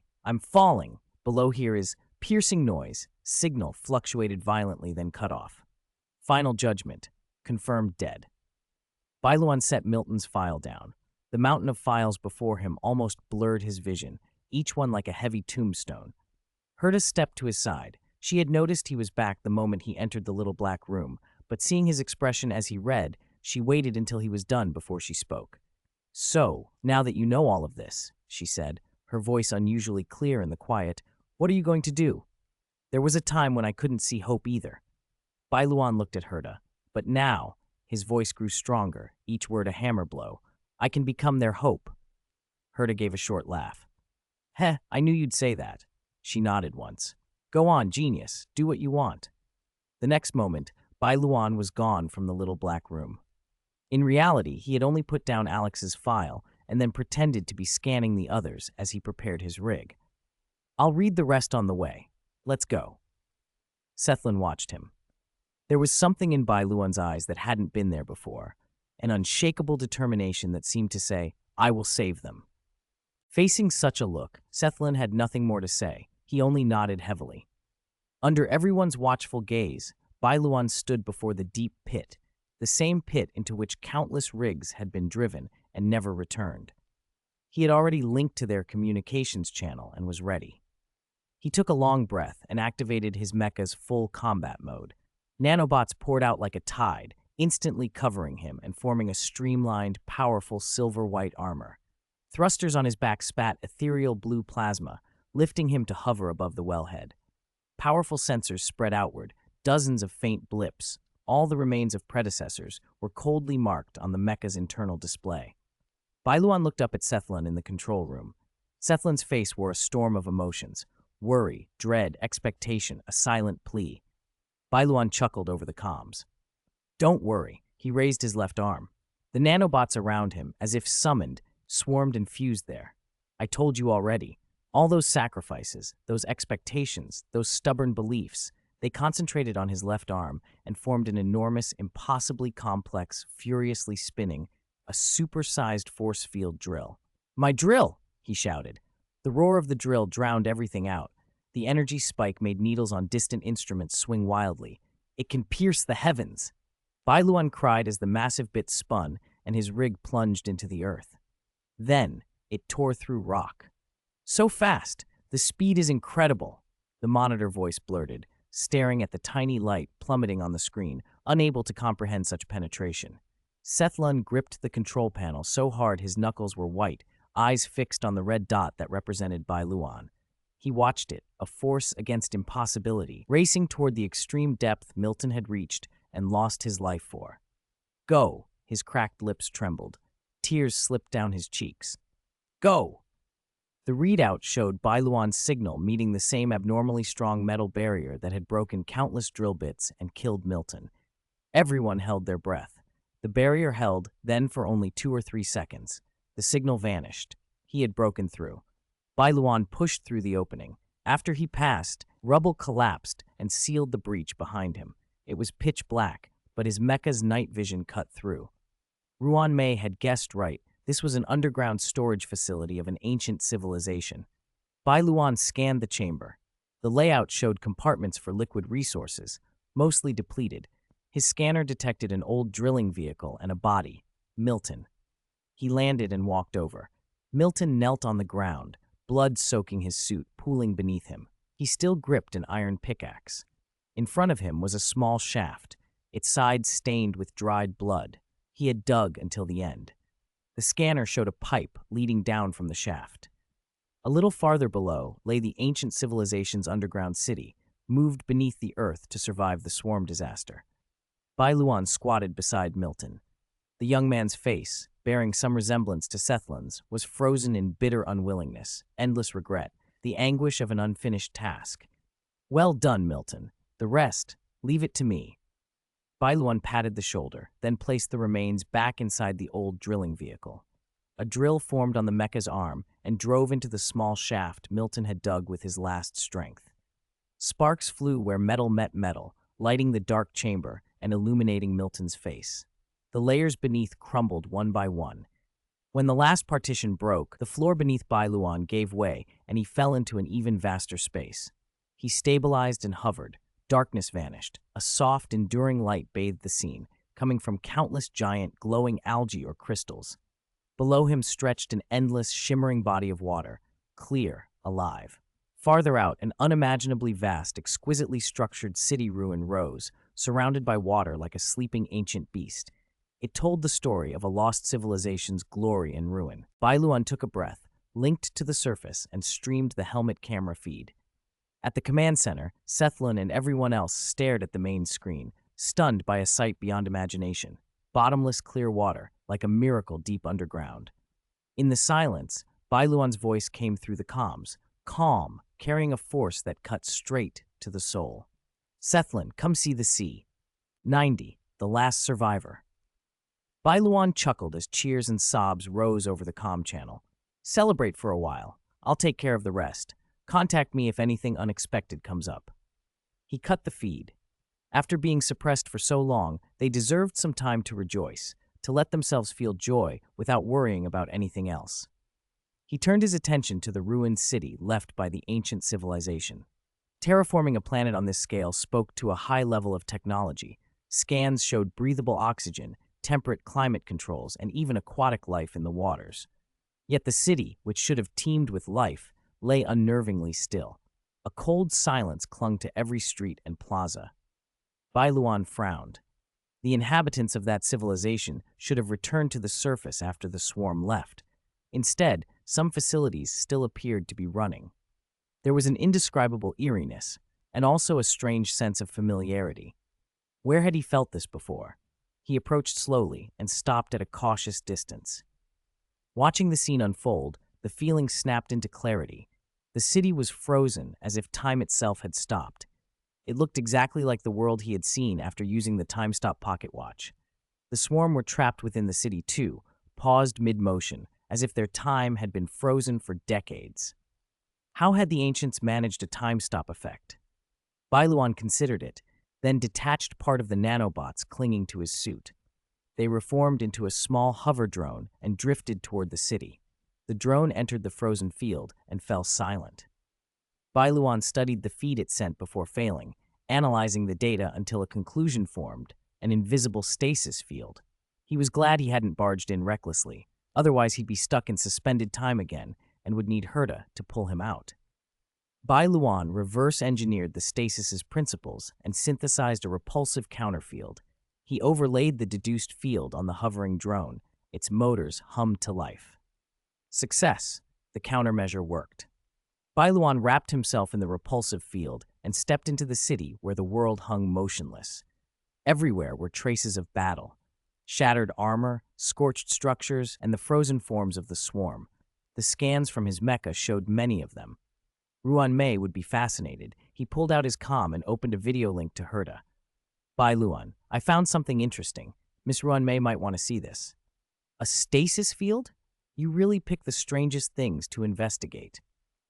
Is that the swarm? Yes, in large numbers. Heita glanced at Ruan Mei beside her and said, My assistant found live swarm samples. Interested. Where are they? Ruan Mei asked. Heita handed over the phone. You'll have to ask him. Ruan Mei watched the clip Bai Luan sent. The frozen swarm looked alive. Where are you? I'm not entirely sure myself. My way of reaching this planet was unusual. There's no star network signal here. Maybe you can track my phone to get coordinates. Bai Luan watched his screen. Ruan Mei didn't reply for dozens of seconds. Just as he was about to put the phone away, a message came through. Heita, I've locked your coordinates. I want that batch of the swarm. What reward do you want? A reward? He'd helped them solve a problem. She was being too polite. Consider it a favor to Miss Heita. Accepted. Ruan Mei returned the phone. Heita glanced at the chat, smirked, and looked at Ruan Mei. So you owe me a favor now? Ruan Mei nodded. Yes. Want to use it now? Save it. It might come in handy later. After they decided, Ruan Mei and Heita began preparing their ship to come to the planet. The swarm problem was solved. Now the real question was how many living people remained inside. There shouldn't be many, otherwise the ancients wouldn't have chosen a near mutually assured destruction solution, trapping themselves with the swarm. Bai Luan extended his mecha's detection waves. The system locked onto survivors in an instant. Scanning the results, he understood why the civilization had chosen to die this way. There was only one person left alive. He located the sole surviving member and the source of the stasis field. The swarm had chewed at the facility's outer armor and now crowded the exterior. Inside, a single figure remained, still frozen in the act of pressing the activation switch for the vast stasis field. Her skin tone was normal, unlike the darker hue of Sethlun and his people. She wore a black, battle-torn uniform plastered with scars and scorch marks, a soldier through and through. Bai Luan deployed more nanobots, attached them to her body, and allowed them to propagate the repulsive counterfield into the immediate area around her. The ancient's field broke. The woman convulsed and inhaled sharply, like a drowning person surfacing. Her body trembled as physiological systems rebooted. She stared at her hands, disoriented, then looked up with instant clarity. Seeing Bai Luan's mecha looming before her, her eyes snapped cold and alert. Despite her weakened state, the iron discipline of a soldier remained. The field disengaged? Her voice was coarse from years of stasis, yet she spoke with controlled calm. What is that equipment you're wearing? Did we win? Is the swarm gone? We have a lot to talk about, Bai Luan said, and explained the current situation. She listened in silence. Hope flared in her sharp eyes, then collapsed into disbelief, then into a grief so deep it seemed to swallow every other emotion. Between Bai Luan's explanations, she told him there had been multiple underground cities. She asked whether the other enclaves had returned to the surface. Bai Luan's answer was no. For complex reasons, those hopes below ground had failed to return. She fell into a long silence, a frozen pause so long it felt like another suspension. At last she exhaled, a ragged sigh heaped with exhaustion and sorrow. Did we ultimately fail to survive? She whispered. You are still alive, Bai Luan said, breaking the weighty quiet. That means remnants of the past are not entirely lost. Under your protection, resources have endured. There is a world now that can be rebuilt. Perhaps you can plant new life there. A seed from the past may grow new hope in the soil of the future. His words seemed to reach her. A faint, genuine smile, strained and fragile, ghosted across her pale face. You're good at comforting people, she said softly, a tremor in her voice. Thank you. I feel a little better. My name is Bai Luan, he offered. What's yours? She hesitated, then drew a steadying breath and forced her spine erect. Despite the torn uniform and the countless scars, she raised a hand and gave a flawless, solemn military salute, the posture of an old era. Her voice came out clear and strong, as if she were declaring herself to the ruined world and to the endless stretch of time. General of the 8th Legion, Tanaris Defense Force, Esdeath, reporting. Her tone rang with finality and pride. I am the last survivor of the ancient Tanaris civilization. 91. Space station attacked. Esdeath did not return to the surface immediately. She was the only one who still knew how to operate the ancient civilization's machinery, and she planned to remain underground to cooperate with the new civilization above, trying to transfer subterranean resources to the surface. Bai Luan respected her decision, left her a communicator, and helped her establish contact with Sethlin. When Sethlin learned there was still someone from the ancient civilization alive beneath them, he was stunned. He and Esdeath spoke at once, exchanging information. Sethlin learned about the ancient civilization's past, and Esdeath learned about the new civilization's struggles. Bai Luan put in a little effort to recover the remains of the drivers trapped below. Although Sethlin already knew his child could not have survived, seeing Milton's remains still reduced him to raw, soundless sobs. After he composed himself, Sethlin held a grand funeral for the heroes who had sacrificed themselves underground, including his son. I am proud of you, my child, he said. The stasis field couldn't be lifted yet. It still needed to contain the swarm. Bai Luan left Esdeath a set of nanobots, explaining that they could inhabit the underground facilities to operate them temporarily when needed, restoring functionality despite the stasis. He also told her not to worry. It wouldn't be long before people came to deal with the swarm. Esdeath, puzzled, asked who would willingly take on that job. Do you know the Genius Society? Bai Luan asked. You mean that organization of geniuses where all the big shots gather? Good, 2 geniuses are coming. There was a stunned silence on the line. Esdeath's expression would have been plain to imagine. No need to be nervous. How can I not be nervous? Those are people of universal caliber. It's fine. My company didn't put too much pressure on you, did it? Wait, you mean... Hello, I'm number 85 of the Genius Society. Call me. Bai Luan hesitated, then said, Apprentice? I'm always learning. Esdeath's response was blunt. Weirdo. That's number 84's alias, Bai Luan said. Yes, all geniuses are like this. When they confirmed that the underground still held life and usable resources, the mood on the surface shifted from desperation to elation. After years of setbacks and suppression, people finally had hope. The hardest part was over. Now it was only a matter of reconnecting underground and surface infrastructure. Bai Luan had wanted to help design the linkage, but Esdeath insisted the ancient civilization had its own plan for returning to the surface. Once they were sure the project could be completed before the last remaining spring dried up, Bai Luan decided not to force his help. He didn't want to solve everything for them. It was better if they became self-reliant. With the immediate crisis handled, Sethlin prepared to award Bai Luan a medal. Bai Luan tried to refuse. For him, it had just been a matter of convenience, not heroism. But Sethlin was firm. If Bai Luan's contributions went unrewarded, the follow-up plans, like monuments for the fallen, wouldn't be able to proceed. Reluctantly, Bai Luan agreed and stood on the podium as a savior. Under countless watchful eyes, with Chizuru at his side, he accepted the medal, the planet's highest honor, from Sethlin. Bai Luan had prepared a speech to inspire a people who'd finally reclaimed hope. The moment his mouth opened, a paper airplane fluttered into view and began to drift down in front of Chizuru. Bai Luan snatched it out of the air. Chizuru reacted as well, and Bai Luan quickly stowed both the paper airplane and the medal in his pocket. Instantly, he donned his full mecha armor and an anywhere door opened behind him. He looked at Sethlin. Soon, 2 geniuses will come to retrieve the swarm. Do not stop them. Sethlin understood there was an emergency and nodded. Understood. Bai Luan said nothing more, turned, and stepped through the anywhere door. On Heita space station, Silver Wolf and Kafka were en route when a pink anywhere door suddenly appeared in their path. Kafka frowned. The door wasn't in her mission script. Is this in your script? She asked Silver Wolf. Before Silver Wolf could answer, the door opened and someone stepped out. The newcomer seemed as surprised to see them as they were to see him, stunned and momentarily frozen. Kafka took in the mecha and frowned. That wasn't Firefly's armor. The Glamoth Iron Cavalry were supposed to be all dead. Where had this wild one come from? She raised her gun. Who are you?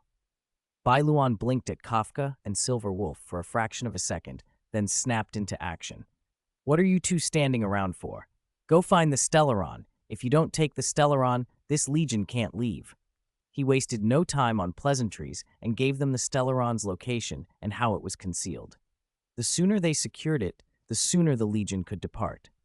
As for the space station's damage, Bai Luan said it would be charged to Silver Wolf. She'd been the one who drew the trouble there, and he'd deal with the consequences later. Right now, the priority was to check for injured people. There was no time for arguments. "You may not trust me," he added, "but I know who you are. Silver Wolf knows me." Kafka still kept her gun trained on him, glancing at Silver Wolf. Silver Wolf's answer was a single, oddly casual line, "Kindergarten classmate." Then Bai Luan turned and left. Seeing him go without further confrontation, Kafka lowered her gun.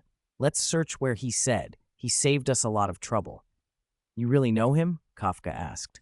"Sort of. By chance," Silver Wolf replied, chuckling as she tapped furiously on a virtual keyboard, verifying something. "Let's move. He did us a favor. I'll tell you about him after we're done." Kafka still had doubts, but the mission came first. They followed Bai Luan's directions. The long-dormant Stellaron was about to find a new host. 92. "Are you Xingei's uncle? Are you Xingei's uncle?" The fracture had already spread through the Heita space station. Creatures from the rift swarmed every corridor.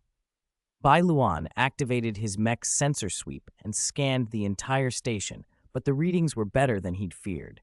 Most of the staff had already evacuated to safe zones. A few unlucky ones hadn't made it to safety, but they'd activated the emergency shelters in their survival kits. The Defense Department had formed search and rescue teams and was already en route. From the way they fought, the weapons Bai Luan had provided were being used expertly. The upgraded shield of the Inspiration Shroom hadn't even been deployed. It was sitting safe and sound. Even if he didn't stay, the Heita space station wouldn't fall apart. Relieved, Bai Luan shifted priorities. His detection sweep stopped looking for survivors and locked onto rift creatures. Two weapons materialized in his mech's hands, a chainsword and a bolter.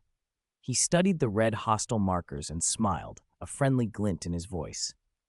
"Little Legion friends, I'm here." Then he vanished, beginning a hunt for the Antimatter Legion across the station. Because staff remained trapped in compartments overrun by the Legion, the Defense Department, having already covered civilian evacuation, volunteered to go in and pull them out.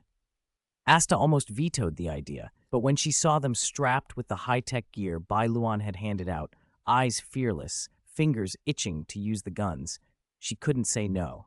They were all adrenaline and eagerness. "Brothers, I found an enemy." "Great, move out, let me."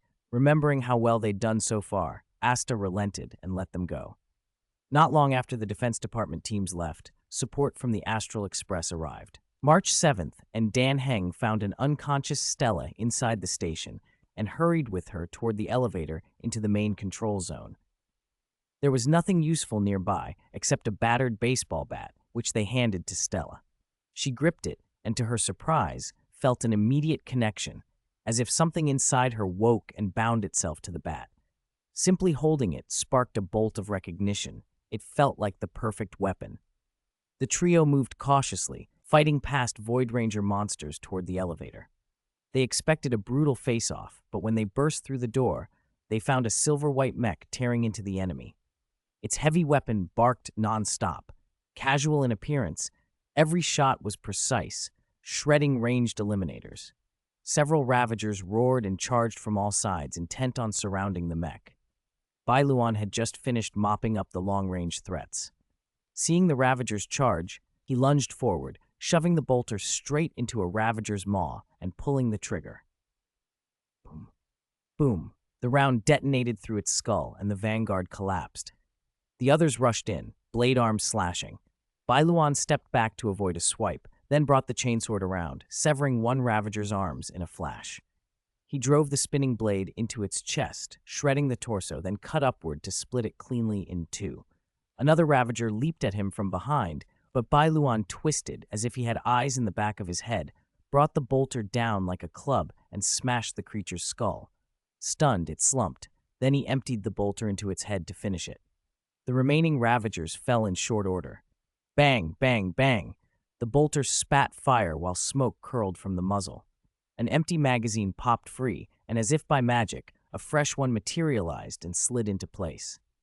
The mech's machine spirit was surprisingly obliging. After a certain number of kills, it grew more efficient. The chainsword, which had jammed a little at first, now sliced like a hot knife through butter. The bolter, which had required manual reloads earlier, behaved nearly autonomously. There had even been a moment when it ejected an empty magazine and pretended to rearm itself, and then actually fired. When the last Ravager fell, Bai Luan looked toward March 7th and the others and leveled the bolter at them. Stell reflexively assumed a fighting stance. Is he the next opponent? The sword looks like it would hurt a lot. Hey, hey, hey, don't shoot, don't shoot. March 7th waved frantically toward the barrel. We're on the same side. Bai Luan, don't you recognize your cute little March? Bai Luan lowered the gun and grinned. I recognize you. I didn't shoot, did I? Dan Heng surveyed the pile of Void Ranger corpses. All of these are yours? Bai Luan shrugged. Yeah, figured I'd clean them up sooner or later, so why not now? Stelly looked from Bai Luan to March 7th and Dan Heng. You know each other? March 7th nodded and introduced them. Yes, same side. He's Miss Heita's assistant, Bai Luan. Hello, Bai Luan said, hanging the chainsword at his waist and giving Stell a friendly wave. I even held you when you were little. Huh? Stella blinked, puzzled, then peered at him shyly. Hello, Uncle? Bai Luan froze. It was the first time anyone had called him Uncle, and the feeling was unexpectedly complicated. March 7th dissolved into laughter, clutching Dan Heng's shoulder and pointing at Bai Luan. Bai Luan tried to protest. I'm not your Unc. Don't lie to me, Uncle. Stell's expression grew resolute. You told me yourself you held me when I was little. You just believe whatever I say? Bai Luan stammered. I believe, Uncle. Stell's voice was quiet and sincere. Bai Luan covered his face and sighed. I'm really not your uncle. Technically, I held the Stellaron inside your body. Stellaron? Stell touched her chest, confused. You're the Stellaron's uncle? That sent March 7th into an even louder fit of laughter. Bai Luan gave up trying to straighten it out. Anyway, don't call me uncle. Just call me Bai Luan. March 7th was giggling so hard she could barely stand. My stomach. Dan Heng, save me, save me. She clutched her sides, wiping tears of laughter away, and turned to Dan Heng, who watched the scene with an unruffled expression. Dan Heng cleared his throat and snapped them back to business. Do you have authorization to open the elevator? Of course. Bai Luan produced his authorization card and activated the system. Everyone, stop messing around, Dan Heng said calmly. Priority 1 is to get to a safe area. Let's go. Bai Luan pressed the elevator controls, and they moved toward the main control zone. After reaching the safer main control zone, Bai Luan greeted Himeko and then went in search of Asta. When Asta saw him, a flicker of surprise crossed her face. Station Master, you actually came back? Of course. I meant what I said. Bai Luan took a paper airplane from his pocket and handed it to her. Chizuru popped out of his pocket as he did, chirped a greeting, and fluttered off to hunt for an inspiration shroom in the crowd. That paper airplane really reached you? Asta held the paper airplane and explained how the space station's defense system had gone offline because of an unknown malfunction. She had immediately called for outside support and, in the confusion, thrown the paper airplane. The moment it left her hand, it vanished. She had thought she'd lost it. How's the station now? Although the attack came without warning, and I was a bit flustered at first, thanks to the station master's foresight, the space station weathered the crisis with minimal damage. Bai Luan learned the current status from Asta. Some staff had initially been trapped in hazardous zones, but Alland and the newly equipped Defense Department had rescued them all. A few unlucky people had suffered facial fractures and serious injuries, but emergency medical kits and protective force fields were available. In that moment, the staff realized how valuable knowledge was. The Antimatter Legion protocols they had hated memorizing turned out to be life-saving. Rong Kang probably wanted to run over and kowtow to Bai Luan. He'd skipped studying a few of those procedures until Bai Luan threatened a pop quiz, and now the grueling cramming paid off. The more painful it had been to memorize, the more grateful he felt now. The defense system is back online and everyone's safety is secure, Asta continued. We just need to ride out the antimatter legion's after effects. She pulled up a holographic panel to check compartment statuses. As for the fracture creatures left in the compartments, why are so many missing? Oh, I cleared out quite a few on my way here. As expected of the station master. Asta smiled and looked toward the Defense Department. Leave the rest to them. If we don't give them something to do, they won't be able to calm down. Bai Luan followed her gaze. The entire Defense Department was in a state of barely contained excitement. When they looked at him, their eyes were pleading, as if to say, "Station Master, leave some monsters for us to play with." There was no fear of the Antimatter Legion in those faces, only a lust to open fire. He'd perhaps overarmed them and pushed them into a fighting frenzy. He made a mental note to have Aland remind them that war wasn't a game. If they didn't listen, he'd confiscate their toys. Still, they'd been security guards for so long. This was finally their chance to be useful. Their eagerness was understandable. Then the cleanup will be theirs. If they fail, Bai Luan cast a glance at the restless crowd. They'll be punished with 3 months of no access to new equipment. The Defense Department personnel visibly shuddered, and their expressions turned serious. Seeing them become earnest at the threat relieved Bai Luan slightly. He had just time to exhale when the station alarm screamed, crimson warning banners flooding the displays. Bai Luan looked up and saw the Doomsday Beast raking its claws through the Heita space station's shield. He turned to Himeko. "Can you help me?" "How?" "I'll drag that giant out onto the platform. We team up and take it down. I'll owe you one." Himeko considered, then nodded. "Meet you on the platform. See you there." He faced Asta. "The rest is in your hands." "Leave it to me, Station Master." Bai Luan engaged the thrusters on the back of his mech at full power and shot out of the compartment. The Doomsday Beast, midway through punching through the shield, sensed danger and looked back. Bai Luan's mech rocketed toward it in a flying kick, so fast the creature couldn't even brace itself, and smashed into the beast's core. The impact carried the beast's massive bulk, sending it plummeting onto the platform. Staff who watched stood with their mouths open. "Our station master? Is he really that strong?" The Doomsday Beast groaned as it hit the platform. 2 giant energy swords extended from Bai Luan's mech arms. With 2 flashes, the creature's massive wings were sheared off. Bai Luan had severed them cleanly, destroying any chance it had of taking flight. By then, the train crew had arrived on the platform. March 7th watched Bai Luan dismantle the Doomsday Beast's wings as if he were slaughtering a chicken, and couldn't help but quip, "Does he even need our help?" Xing, looking at Bai Luan, replied deadpan, "Maybe he needs us to cheer him from the sidelines." March 7th shot her a look.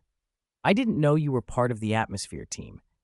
The Doomsday Beast roared, and the surrounding space began to fluctuate. Lasers fired indiscriminately. Bai Luan leapt back to create distance and deployed a force field to block the lasers. Real combat wasn't turn-based. Why fight one-on-one when you could gang up? After the lasers were blocked, Bai Luan shouted toward the train crew. "Lend a hand!" Xing and Danheng exchanged a glance, then charged. As they passed Bai Luan, he called out, "Its weakness is the core. Aim for that." "Understood." "Got it." Both responded and pressed the attack. The Doomsday Beast raised its suspended left hand and slammed it down at them. Danheng's eyes showed no fear as he plunged his spear into the descending palm, piercing it and shoving the hand aside. Xing seized the opening and rushed toward the exposed core. The beast's other hand moved to swat at her, but several chilling arrows shot in and forced it to block, leaving its core less protected. March 7th flashed a triumphant smile at the creature, and the Doomsday Beast began charging a laser at her. Himeko's drone spun out and interrupted the charge, drawing its attention. Distracted by the pain, the beast suddenly felt a sharp blow to the hand shielding its core. Its right hand flew into the air. It looked down at the core and saw Bai Luan already there, having blasted its arm off with an uppercut. "You're wide open now, pal," Bai Luan said. Xing had reached the other side of the core.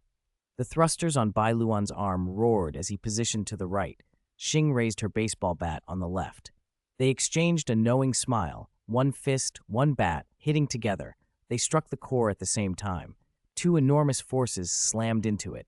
Under the pressure, the core buckled and fractured, countless cracks spidering across its surface. March 7th flinched, watching the damage unfold. "That looks so painful," he muttered. P.S. I messed up the scheduled release and accidentally posted Chapter 94. It's now been overwritten with Chapter 93's content. Consider it a bonus update.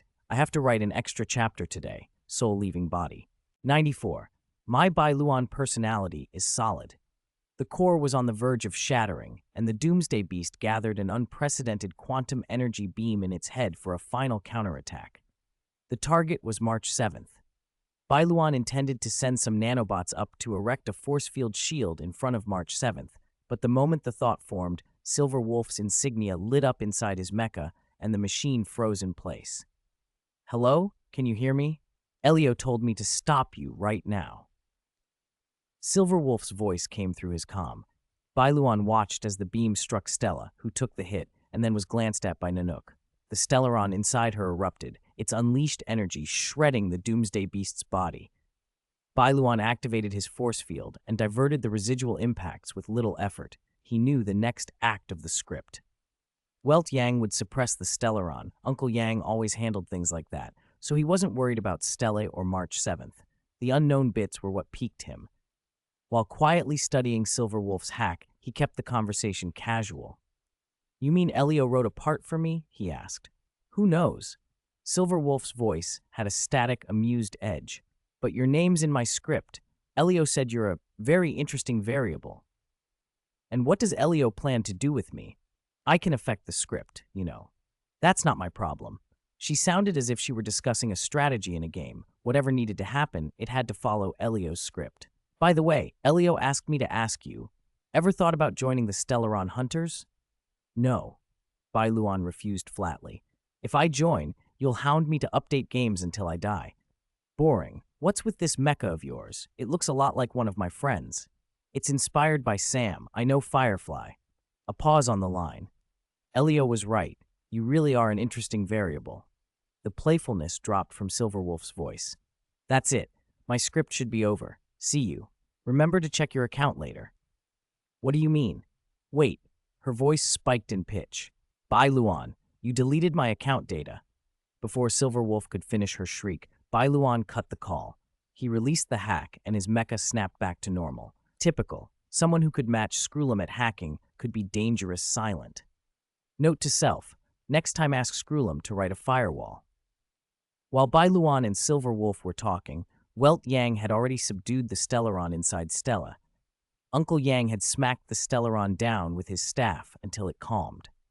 "You weren't nearly so well-behaved when I sealed you back then," Bai Luan muttered inwardly.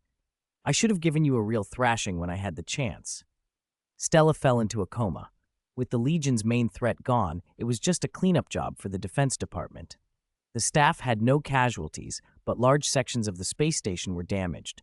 Bai Luan, after a while, slipped back into his role as station master and helped Asta manage the repairs. Their conversation was painfully ordinary. "Station master, we should buy this," Asta said, pointing. "Agreed. Good to get a few spares. And this one's a bit damaged. How about we renovate the whole section?" "Good idea." Arlen sighed nearby. He felt like a loyal subject watching his emperor laugh and scheme with a courtier. Miss Asta might still be negotiable, but Bai Luan, he really couldn't do anything. Months of incessant package deliveries lay ahead, Arlen thought and sighed again. Soon they finalized the repair list and decided who'd pay the larger share with rock, paper, scissors. Of course, the loser paid less. If Bai Luan didn't take the bigger share, people would whisper he couldn't afford it. He beat Asta easily, and as he celebrated, his phone buzzed with a message from Heita. "Heita, problems all solved?" All solved. Have you and Ruanmei arrived?" "Ruanmei is already retrieving the swarm." "Aren't you going to link a Heita puppet to check?" "The Stellaron hunters said they found the curio eye entrusted to Himeko. Aren't you getting it? Can't you handle it? There's something you'll want to see." At that moment, a Heita puppet nearby turned its head toward him. "What is it?" Bai Luan, used to Heita's efficiency, put away his phone and explained calmly. "The Stellaron hunters used a person as a vessel, sealed a Stellaron in them, and that person can still run and jump, completely unharmed." "Oh, I must see this. Lead the way. He led the Herta puppet to Stella. On Bai Luan's suggestion, the puppet took Stella to test things in the simulated universe. One test produced 2 aeons, and Herta was instantly hooked. Perfect, he thought. Let the geniuses fuss over the simulated universe project. That will take pressure off me.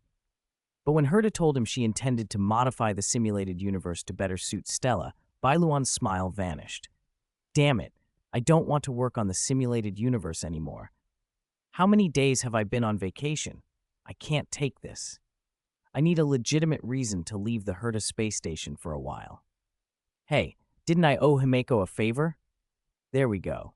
Using the excuse that he owed Himeko for saving the Herta space station, Bai Luan applied to travel on the train for a stretch. The Herta puppet looked at him with narrowed eyes. What kind of flimsy excuse is that? A little legion made you owe a favor? What's the real reason? I don't want to build the simulated universe. It's too hard. The puppet frowned and raised a tiny fist. If you don't tell the truth, I'll hit you, okay? Is that really the truth? Who could honestly say building the simulated universe is easy?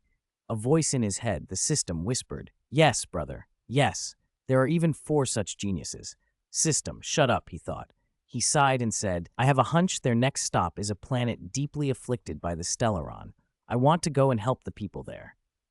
The Herta puppet lowered her fist, nodded, and said, That's more like it.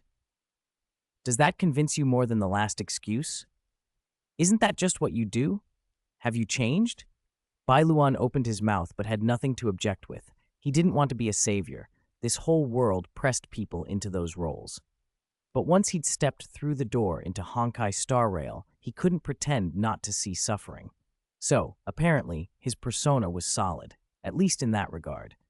Seeing him flustered, the Herta puppet smiled and said, Since you're honest, this genius will let you ride the train for a while. Coincidentally, I'm interested in Ruanmei's new project and will probably collaborate with her. Really? Has this genius ever lied to you? That's great. Bai Luan beamed like a kid and raised his hands to celebrate. But one condition. What condition? When I call you to come back, you have to return immediately. He gave the puppet a pointed look. Isn't that the usual deal? Miss Herta, why did the link drop? His phone vibrated. Herta, you're pretty good at talking, aren't you? Idiot. Herta had granted him a leave of absence. That was the official word, at least. Now, he had to figure out how to tell Himeko and the others he was hopping on the Astral Express. Before he could worry much longer, Stella found him.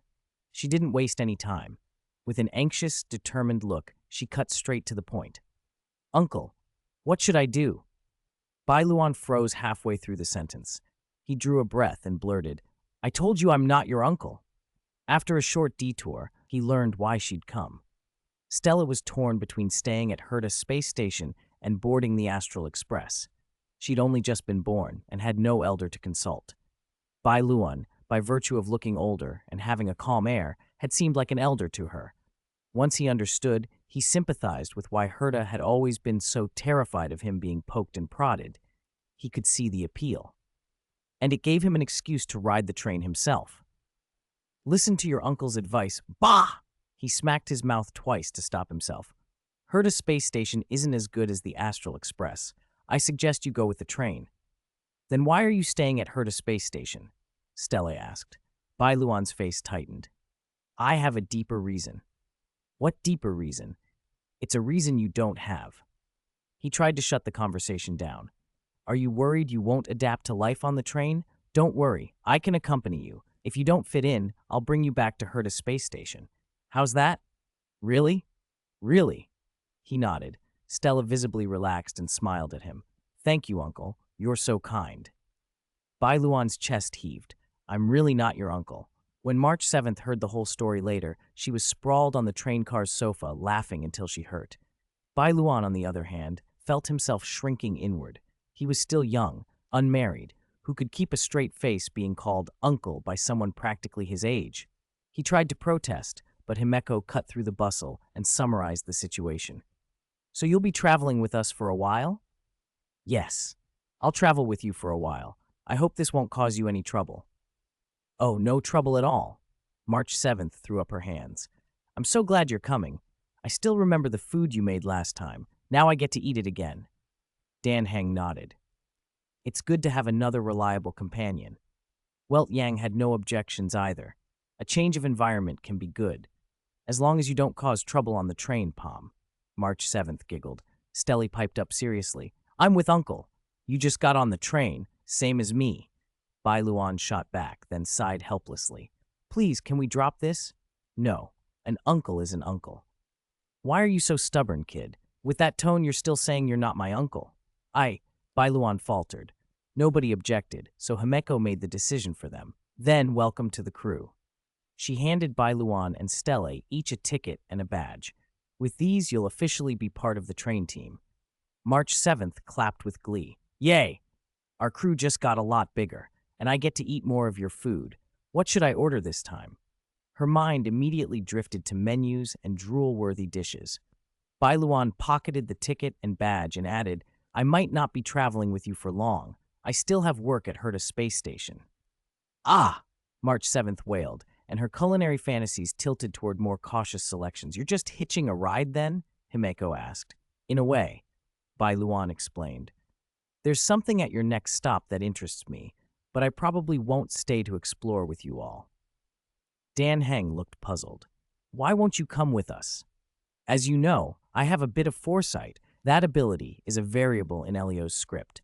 If I travel with you openly, we could attract the Stellaron hunters and bring unnecessary trouble to your expedition. He looked at the badge in his hand. I'm not even sure I should be taking these. March 7th waved her hand dismissively. Don't be silly. You're not just riding along doing nothing. You have to cook for us at least. Himeko smiled. People have hitched rides before. You won't be the first. Since they insisted, he accepted the ticket and badge with a clear conscience. With the train under repair, it was a perfect chance to borrow the space station kitchen.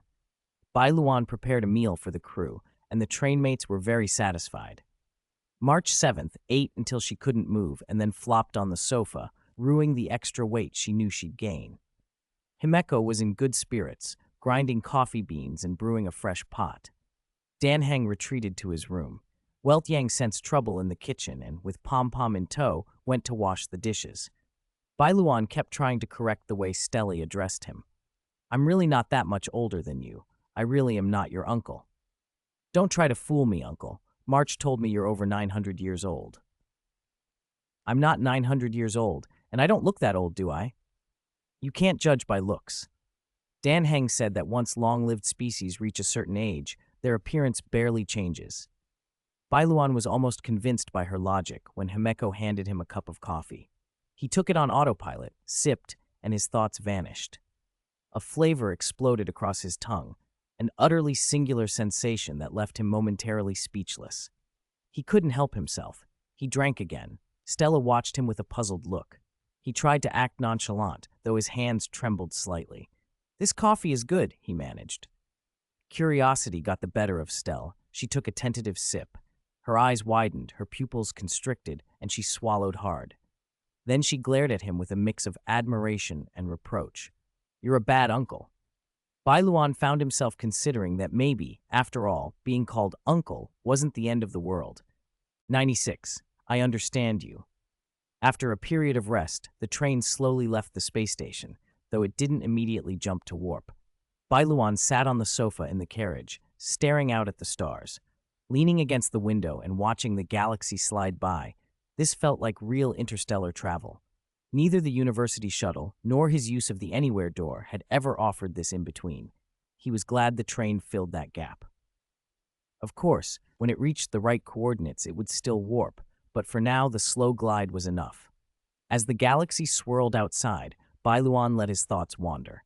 His trip to Jarilo had two purposes: to lend a hand to that frozen world, and, more selfishly, to test Elio's limits. If possible, he didn't want to meddle too much with the main storyline. After all, the main plot came with enough troublesome obligations that he'd rather not trigger. If he caused a disruption, he'd have to fix it, and that would be a headache. Silver Wolf had told him Elio already knew he existed, which eased his mind. He didn't have to measure his interference alone. Elio would be watching, and if necessary, stepping in. Perfect. Let Elio deal with the script changes. Bai Luan didn't care about butterfly effects and world line changes. He had neither the patience nor the vocabulary for them. Let Elio handle the metaphysics. He was imagining how the Jarilo trip might unfold when Star's voice pulled him back. "Uncle, what are you thinking about?" Bai Luan looked at her and tried a new tack. "Star, how about we address each other differently from now on? I'll call you Grandpa Star, and you can call me Uncle Luan. Sound good?" "No," Star said immediately, shaking her head. "That makes me sound so old." "You're not the one who hates being called old," Bai Luan pointed out. "But I just woke up from the space station not long ago. You're not like me." Bai Luan gave up. "Fine, call me whatever you want." He shifted over and made room for March 7th to sit down. March 7th sat next to Star. "What were you talking about?" March 7th asked. "Uncle is really looking forward to the upcoming trip," Star answered.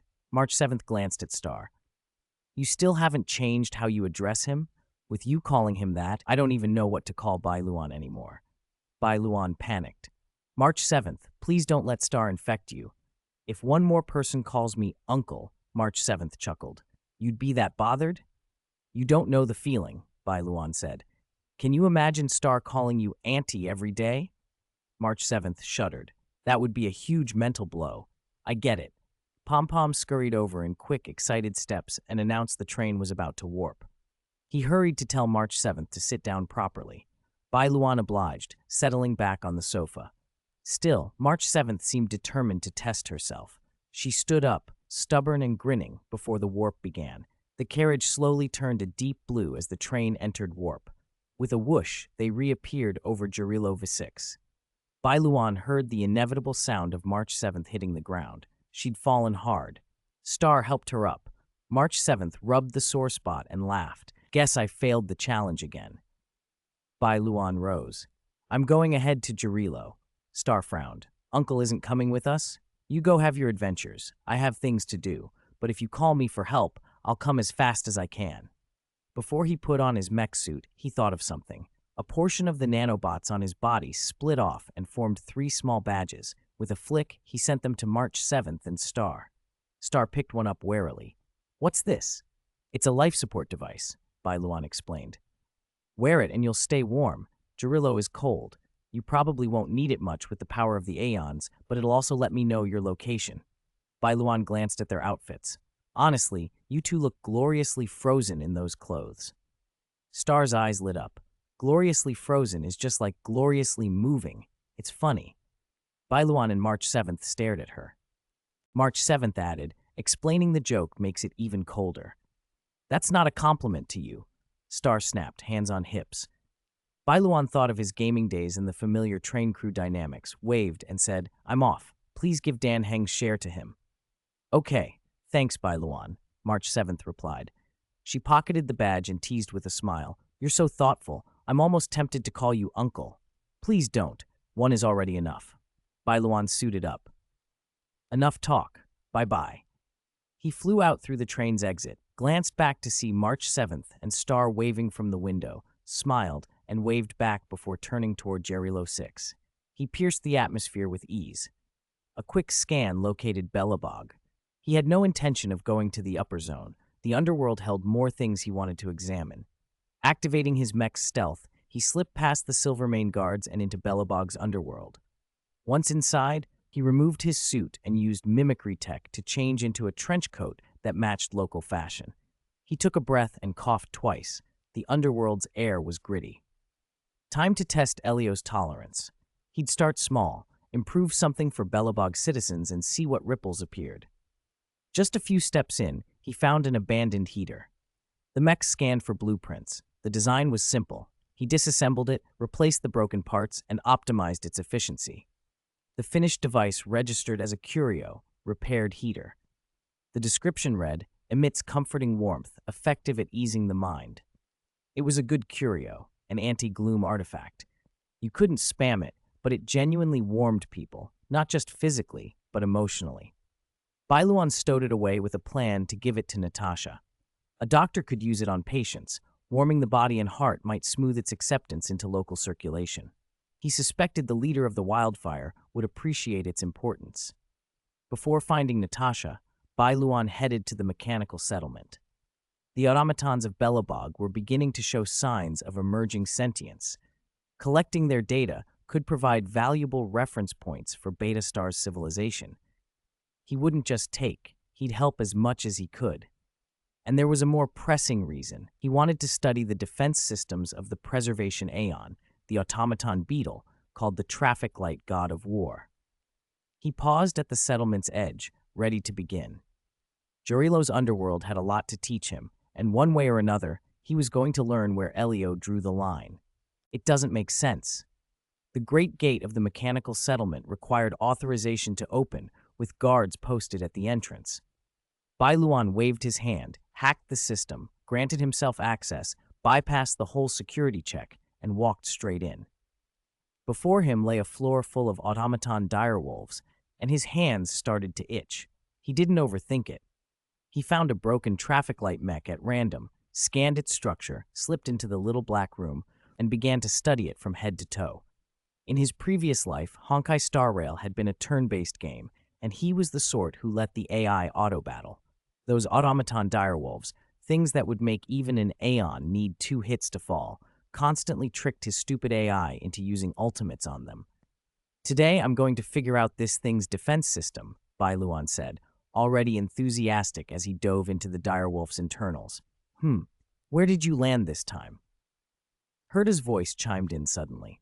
She was looking around at the frost-blanketed ground, the hazy sky, and the orange-yellow veins of geodome rock jutting everywhere. "You really have a taste for harsh environments." "Strictly speaking, I don't like harsh places," Bai Luan replied. "I'm just unlucky. Every time I want to go out for a walk, the anywhere door drops me somewhere awful." He spread the holographic blueprint out in front of him and began to study the direwolf's insides. He quickly located the defense module, only to discover it was broken. He had to move on. "Think of it as a vacation. Right now I'm on the train. I arrived at Jurilo 6, he said. "Jurilo 6? Heita paused, then pulled a memory from the replicated archives in the little black room. There was a report about a Stellaron falling there 700 years ago. She glanced at him. "Haven't you had enough Stellaron scares yet?" Bai Luan chuckled. "What's there to fear? The Stellaron's current vessel calls me uncle now." Heita fell silent a beat before warning, dryly, "She'd better not call me auntie. She'd find out even a genius can get violent." "Haha, finally someone who understands," Bai Luan said gratefully. The direwolf structure wasn't difficult to parse. He worked through it quickly. "By the way, Miss Stemp, Heita, any recommendations for pretty scenery in the galaxy?" "Wherever I am is the prettiest scenery," she answered in her typical fashion. Bai Luan smiled. "Then I'll have to look at you more often." Heita blinked, a little startled, then smiled back. "Why is my little blockhead sprouting leaves today?" "If a blockhead doesn't grow leaves, it can only be used as firewood, and I don't want to be burned." He put the blueprint away, looked at Heita, the most beautiful sight in the little black room, and added genuinely, "Truly beautiful." Then he vanished from the little black room. Heita was left staring at the empty space, stunned for a second, knowing he'd be back in a moment. For the instant she wondered how to repay the compliment, Bai Luan was already outside, staring at the broken direwolf beetle beside him.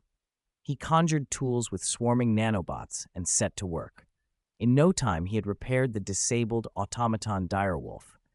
It was almost trivial. He moved to another direwolf, broken for unknown reasons, and fixed that too. This time without even opening the little black room, using the previous structure to infer the repairs. He kept going. Beetle type, spider type, warhound type, grizzly type, toothwolf type. His figure soon seemed to cover the entire mechanical settlement. Even Svarog's machines would have all their bolts snugly tightened by the time Bai Luan finished. While he repaired, he collected diagnostic data from each automaton direwolf, planning to summarize it later and send it to 343. After fixing the majority of the mechs in the settlement, he let out a satisfied sigh. Exhilarating. Fixing was so satisfying. He had actually forgotten what he'd come to do in the first place. Ah, right. He wanted to test the exact values of the true Preservation Aeon's defense system. As he reached for the blueprint again, he felt a gaze on him. He turned and found a barefoot, white-haired little girl in red standing there, face wide with shock. Clara stared at the stranger who had just single-handedly repaired every automaton direwolf in the mechanical settlement with a handful of tools. He never hesitated more than a minute before fixing something. He never made a wrong move. When parts were missing, he could craft them by hand. Where did he come from? Hello there? Clara backed up a step and hid behind Perkins. Hello. Bai Luan glanced at Perkins, the machine standing protectively in front of her. Does this little guy need fixing? Perkins answered in its flat tone. This unit is in good condition. No repairs needed. What a pity, Bai Luan said, a touch disappointed, and put his tools away. Clara, I haven't seen you before. Where are you from? He asked. Me, she said. Bai Luan stroked his chin and made up a story on the spot. I'm a mad scientist. I used to hide in my secret lab doing research, but my home was invaded by Fragmentum not long ago, so now I'm a wanderer. Clara watched him saying his home had been taken by Fragmentum as if it were someone else's problem. Why do you seem not sad at all? Oh, because I'm a mad scientist. If my home is gone, it's gone. If the Fragmentum want it, I can give it to them. Once you give away a home, what's the point of calling it home? He replied as if philosophizing. Clara thought he must be the sort of nice person whose head didn't work right. Thank you for fixing them. It was nothing. If you need a place to stay, you can stay here. Clara will help you, she offered. A tempting invitation, but I'll decline. I still have things to attend to. He had the direwolf beetle defense blueprint in hand. He needed materials to build it. Perhaps Clara can help? I have all the materials you asked for. Follow Clara. Clara led the way. Where's Svarog? I don't see him. Mr. Svarog isn't here right now. That's a shame. Clara fetched every part Bai Luan needed, and in front of her, he assembled the direwolf's defense system from scratch. Then, again in plain view, he modified the system into a small shield. Curio, true shield of preservation. Even an Aeon would have to hit you twice to get through. A golden item? Rare. Erudition, who had come by to watch the birth of a genius's invention, stared in bewilderment. What had he just used to make that? It made no sense. 98. Leave request and notice. I'm taking Monday off tomorrow. My schedule is packed from morning until night with classes and assignments. I really can't handle it. I thought sophomore year was busy and that junior year wouldn't be another prison sentence, but this term has been even more restrictive. 6 classes a day is the minimum. College has become an extension of high school. I'm honestly despairing. Enough complaining about life, though. I'll use the day off to talk to everyone about the future plans for this book. To be honest, the book's success has surpassed my expectations. I thought it would be like my previous Genshin Impact fanfiction, Leeway Historical Records, where a handful of people would read it. I never expected so many readers. That's joyful, but the joy quickly turns to anxiety. Every day I worry that my writing is getting worse and that I'm letting readers down. I read comments. If you tag me, I usually go look. If you point out a typo, I fix it and reply. Since school started, I've been so busy that sometimes I fix something and forget to reply, but I still make changes when I see good suggestions. But then the thing I fear happens. Every time I post a new chapter, someone says the quality has dropped. Really, every time. Even the shoe and inspiration mushroom chapters, which people seem to like the most, drew criticism. In Chapter 7, a reader wrote, "What is this writing?" In Chapter 15, someone said it should be deleted because it was meaningless. Others call the slice of life parts filler and boring. I see those comments, and they make me anxious. So I revised the outline and deleted a lot. The chapters you're reading now were modified after I accepted feedback. What happened then? I got even more complaints that the quality had declined. I'm numb. If I write daily life, it's filler. If I write adventure, it's awkward. If I write romance, it's cliché. If I write main plot content, it's lazy. No matter what I do, someone is unhappy. Whenever I post the next chapter, a reader inevitably says, "This isn't what I wanted." Every chapter has someone dissatisfied. Criticism is fine. I collect it, learn, and try to improve. But every change I make becomes the new point of dissatisfaction for someone else. Ironically, the parts of the book most widely accepted so far are the shoe and inspiration mushroom chapters, which I didn't change at all. From now on, I won't keep changing the outline. It's exhausting, and whatever I change still gets criticized, so it's better to stop. Now I'll respond to some of the nitpicky readers. Someone asked about the book's 3 accounts and why Earth songs, games, and lifestyle videos become popular across the whole universe. Let me ask you, are the songs Robin sings written by Earthlings? Is the background music for the star gods' appearances or the Sunday theme written by Earthlings?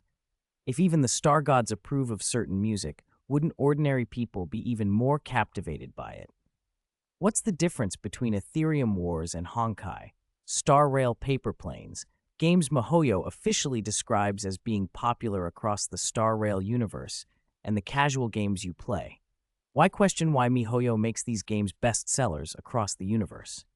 In the Xianzhou story, A Foxian Tale of the Haunted, what's the difference between Ginaifen, Huohuo, and Sushang's ghost hunting livestream and the paranormal livestreams you watch? Her followers eventually reached 1 million. People watched it. Someone might say 1 million followers is nothing in a universe-sized audience. If 1 million is nothing, why did MiHoYo put 1 million as a goal? MiHoYo itself does similar world building. If you can't accept these so-called unreasonable aspects, you wouldn't be playing Honkai Star Rail at all. Since you're reading fan fiction of it, I'll assume you play the game and accept its setting. If you can accept how MiHoYo writes it, why can't I write it the same way?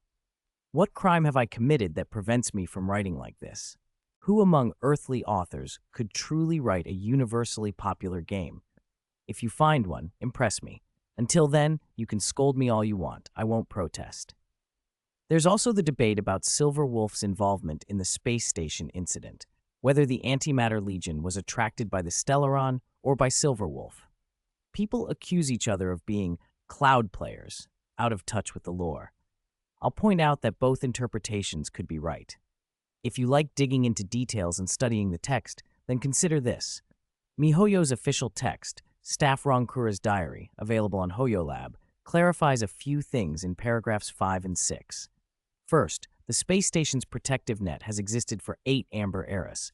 That proves Asta arrived at the space station after it was built. Asta's family funded the station, and Asta used personal funds to renovate it after arriving. Second, the protective net defends against monsters, the Antimatter Legion, and they come often. Why do they come often? The most reasonable explanation is that they're attracted by the Stellaron. It's unlikely they just wander over every day for fun. Third, knowledge about the Antimatter Legion is monopolized by high-ranking staff. Ronkura openly wants to observe the Legion attacking the net to learn that monopolized knowledge. At the start of the story, Silver Wolf did say she attracted the Antimatter Legion, but she also said the Legion invaded the space station 2 system hours earlier.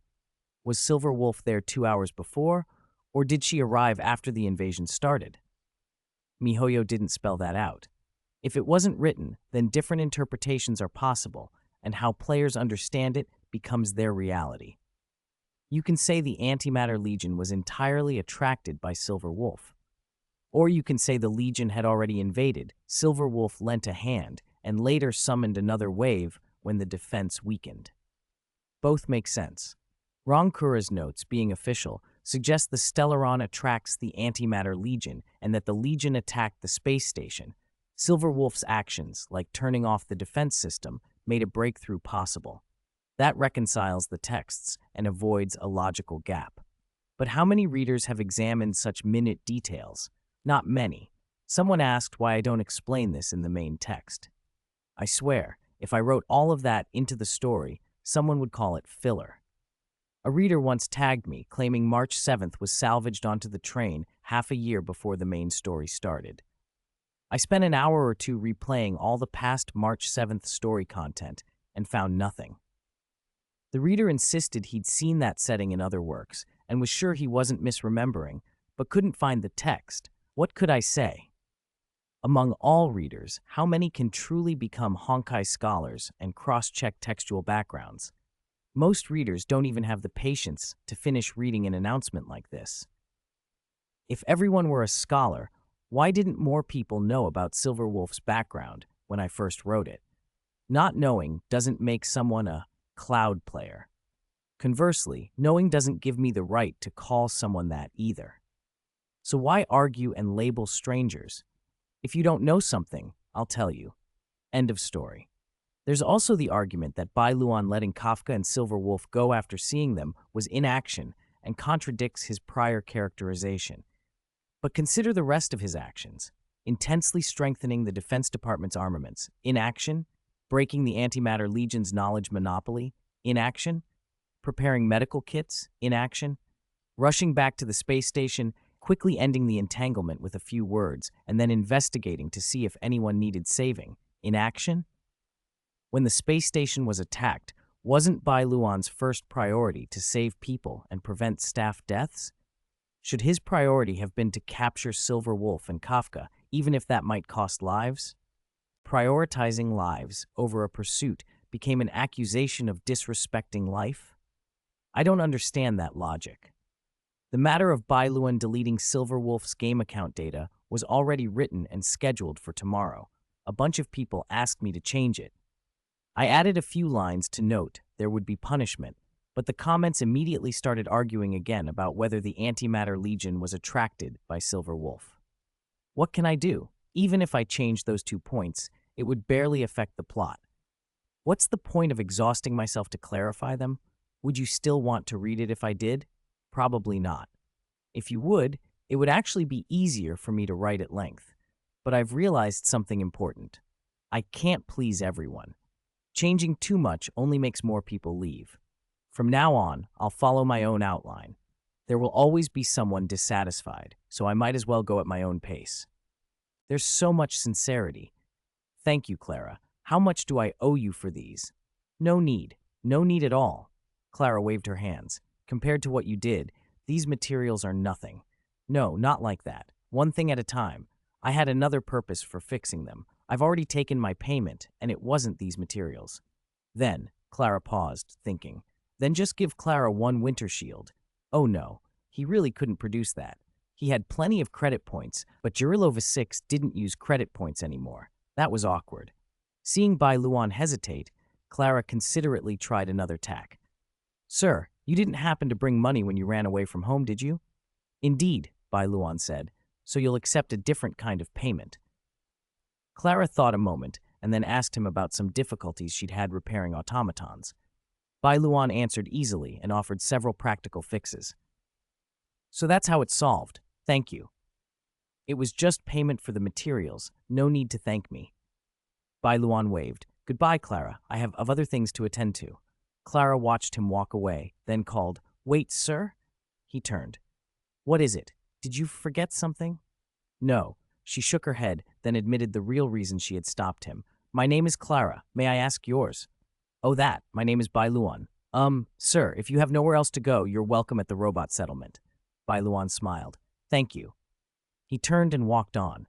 A cold wind lifted his trench coat as he called back over his shoulder, a light farewell in his voice. Don't worry, a so-called mad scientist can survive anywhere. Clara watched him disappear. He's a good person, if a little odd, she murmured. Then she looked at the automatons he had fixed. With them operational, she no longer had to worry about repairs, and she could use them to search farther afield for supplies. As she was planning, Svarog returned. He inspected the refurbished automatons, ran a diagnostic, and reported that their performance had increased by about 30%. Mr. Svarog, you're back, Clara said. Clara, did you do all of this? Svarog asked. No, Clara met a somewhat strange, kind person today, she answered. Svarog didn't meet Bai Luan in person, but the data on the repairs looked promising. He intended to send the diagnostics to Beta Star as parameters for adjusting the fire seed.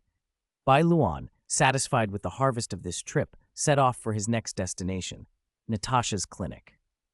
He planned to give Natasha a modified heater to gain her trust and, while there, run a small experiment with his extractor. He hadn't used the extractor since he built it. Lately, he'd accumulated a stock of extraction bullets for the gun. They didn't look like bullets at all, more like delicate glass instruments that loaded into the extractor.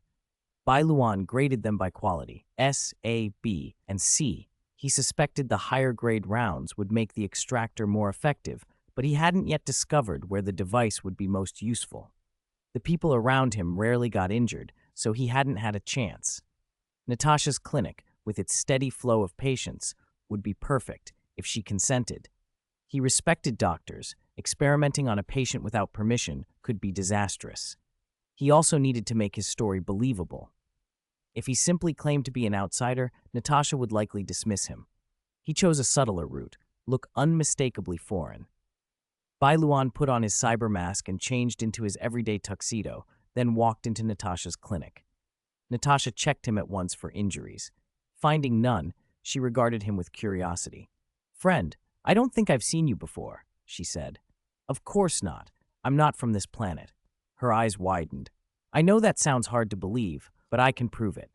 Bai Luan made a cursory scan with his device, pretending to analyze her, then announced plainly, "Hello, Natasha, the true leader of the wildfire." Natasha's pupils constricted. Her hand drifted toward a holstered weapon, sharp suspicion in her gaze. "Who are you?" "Don't be nervous." Bai Luan raised both hands to show he was unarmed and smiled disarmingly. "I'm not here to cause trouble. I'm here to help. Answer me. Who are you?" It's a little complicated to explain. Simply put, my name is Bai Luan, and I come from beyond Belobog. "And what are you doing here?" "Bringing something for you." He lowered his hand, and a heater appeared beside him, as if from nowhere. "This heater is for you. I've modified it slightly. The geomarrow you usually need for a day will last 4 days in it, and it can also soothe people's minds." He switched the heater on. A gentle warmth spread through the room. Natasha, who had been tense, felt her muscles ease under its influence. She noticed the change and shook it off, reminding herself to stay vigilant. "What is your purpose here?" "I can help treat your patients, if you agree. I will not entrust my patients to someone of unknown origin." Bai Luan wasn't surprised. He admired her caution. He would distrust anyone who handed his care over to a stranger. "I understand. Trust can be built slowly," he said, keeping a calm, friendly tone. "If you like, I can also help find supplies. Tell me what you need." Natasha was silent for a long moment, clearly wrestling with the choice. Finally, she said, "We lack everything. Food, medicine, clothes, everything." "Is that so?" Bai Luan's smile dropped for an instant at the news. "I'll be back. For now, I'll leave this with you." He left the heater behind and walked out. After he had gone, Natasha let tension drain from her face and went to examine the device. She turned it off. The comforting feeling vanished at once. "It really does have a calming effect," she whispered. She opened the heater and checked the remaining geomarrow. He only put this much in. In her experience, that amount would be insufficient to power a heater reliably, and yet it had been steady and warm. Could his claim be true? Time passed. A knock at the clinic door announced Bai Luan's return. He stood in the doorway with a stack of supplies higher than a person. "I'm sorry, I couldn't find much medicine," he said, "but I found clothes, canned food, daily necessities, and things like that." Natasha had always been slow to lower her guard, but the sincerity in his voice, the heater, the supplies, was impossible to ignore. Let's go with Hook." After Bai Luan delivered a large shipment of supplies from outside the city of Belobog, Natasha's attitude toward him warmed considerably. If he had once been simply a person of unknown origin in her eyes, he had now been upgraded to a good person of unknown origin. It felt like an enormous leap. Natasha invited him into the clinic, and Bai Luan immediately noticed a familiar figure standing with her face to the wall in the corner. It was Hook, in punishment, looking every bit wronged. Bai Luan couldn't help smiling. He pretended he didn't know her and asked Natasha, "Who's that little girl?" "Her name's Hook," Natasha replied. "She was being mischievous and broke things in the clinic, so she's reflecting for a while." Of course, the Dark Lord Hook. The mask Bai Luan wore caught the girl's eye. She stole 2 curious glances. Natasha noticed Hook's furtive movements, placed her hands on her hips, and said in a mildly stern tone, "Hook, your wall-facing time isn't over yet." "Ugh." Hook hunched her shoulders. "Hook understands." They did not linger on Hook. Natasha turned to Bai Luan. "You said earlier you could treat patients?" "Yes." Bai Luan's gaze flicked to a humming heater in the corner. "You must have noticed that thing is unusual." Natasha nodded. Bai Luan then produced his extraction gun and let the strange composite metal firearm rotate in his hands, letting a cold gleam run across its surface. "I have other special tools like this," he said. "They might help your patients." Hook's curiosity sharpened at the sight of the gun. She stole 2 more glances, eyes bright. This time she was careful, quiet enough that Natasha didn't notice. Natasha stared at the oddly shaped weapon and fell silent, then sighed. As a doctor, I shouldn't do this, but one patient is on the verge of death. She led Bai Luan into the ward. The rows of patients all bore their own injuries and hardships. Natasha guided him to a particularly severe case. This man collapsed by the roadside from hunger. By the time he was found, he was hypothermic. I managed to save him. She looked down at the emaciated figure on the bed, his body mottled with purplish-blue frostbite, each breath racked with faint, convulsive spasms. He's in terrible pain now, and I've run out of options. A flicker of pity crossed Natasha's face before she turned to Bai Luan. If you truly can help, please save him. Bai Luan studied the dying man. He was skeletal, his clothes tattered, another casualty of the underworld's cruelty. The patient lifted his eyes weakly when he sensed someone nearby, and seeing Natasha, tried to speak. Bai Luan caught the single muddled word, pain. Bai Luan understood pain. He set the extraction gun and loaded a C-grade round. Let me try to help, he thought. He aimed at the man's arm and pulled the trigger. The gun whirred. The C-grade bullet slowly filled with a blood-colored substance. As it filled, the patient's face relaxed a little. Bai Luan removed the now blood-red round and read the label. Curio, extraction gun bullet, pain, contains 1 day's worth of a patient's pain. Best not to drop and break it, or you'll empathize with that patient. C-grade bullets could extract pain. The idea of visualizing an abstract feeling into a tangible cartridge was striking, but not entirely alien. After all, in the Honkai Star Rail world, light cones could preserve memories. Bai Luan stepped back and let Natasha examine the man. The verdict, his physical condition was still precarious, but the pain was gone. C-grade could remove pain, but it didn't heal wounds, like a potent, metaphysical painkiller. Bai Luan loaded a B-grade round next and continued extracting the man's injuries. The B-grade cartridge filled quickly. As it did, the frostbite receded. Necrotic tissue sloughed away like a retreating tide, revealing pink new skin beneath. He plucked the bullet free and read, Curio, extraction gun bullet, frostbite, extracted a portion of the patient's injuries. He didn't need Natasha to confirm this time. He'd seen the effect. It seemed many of the clinic's cases could be handled with B-grade rounds if he used a few. Still, Bai Luan wanted to test an A-grade. He switched and aimed again. This time, there was a different sensation, an ability to choose the specific ailment to remove. Bai Luan focused on the frostbite. The gun obeyed. The wound healed at a visible rate. Natasha watched as if she had seen a ghost. Medicine, her understanding of it, felt shaken. Bai Luan ignored her stunned expression and cataloged the gun's functions in his mind. A-grade rounds added directional control. S-grade must be even more potent. He decided not to use any S-grade bullets now. Their drop rate was absurdly low. And since the gun's creation, he'd only found 5 S-grade rounds. If A-grade could do this, S-grade could probably resurrect the dead. Those were for emergencies. Bai Luan methodically treated every patient in the clinic with the extraction gun. The good news, they were all cured. The bad news, Natasha's convictions as a healer had been profoundly rattled. He offered her a small, steadying speech. I can't stay long. Ultimately, it's you who will guard this place. For that reason alone, you are greater than I am. I'm beginning to believe you really are from outside Belobog, Natasha said. Strictly speaking, I came from the sky. So you're a miracle who fell from the sky to save us? Perhaps. Bai Luan smiled at her. My arrival might be a miracle, but you can't rely on miracles every day. Someone like you has to hold hope until a miracle arrives. Otherwise, people will die before help comes. Thank you. Natasha looked around at the recovered patients and smiled for the first time in a long while. As a doctor, it's been ages since I felt all my patients healed at once. Today will be a healthy day, Bai Luan said. He stowed the firearm. The metal parts folded with a crisp, final click. I hope this health lasts. Bai Luan was pleased too. He'd helped people and learned more about his weapon. Perfect.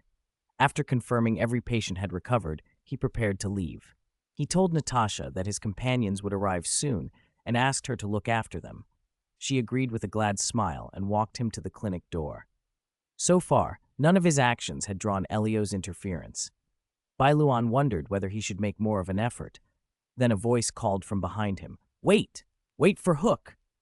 Bai Luan halted as Hook came charging up, breathless and flushed from running. The corners of his mouth lifted beneath his mask. She skidded to a stop in front of him, hands on her knees, panting, then looked up earnestly. "Can that gun of yours cure back pain?" she asked. It seemed Hook had not been doing a proper reflection period while facing the wall. She'd snuck off to watch him work. "Yes," Bai Luan said. "That's great." Hook threw up her hands in delight, and her hat slid at a jaunty angle. "My dad's been having bad back pain lately. Can you come and help Hook make his back better?" Hook swears on the name of the mole's leader she'll pay. Mischievous but sincere, Hook was a good kid. Bai Luan crouched, straightened her hat, and smiled. "No problem. Yay! Let's go with Hook," she cheered, and tugged at his sleeve, already pulling him toward the clinic's exit.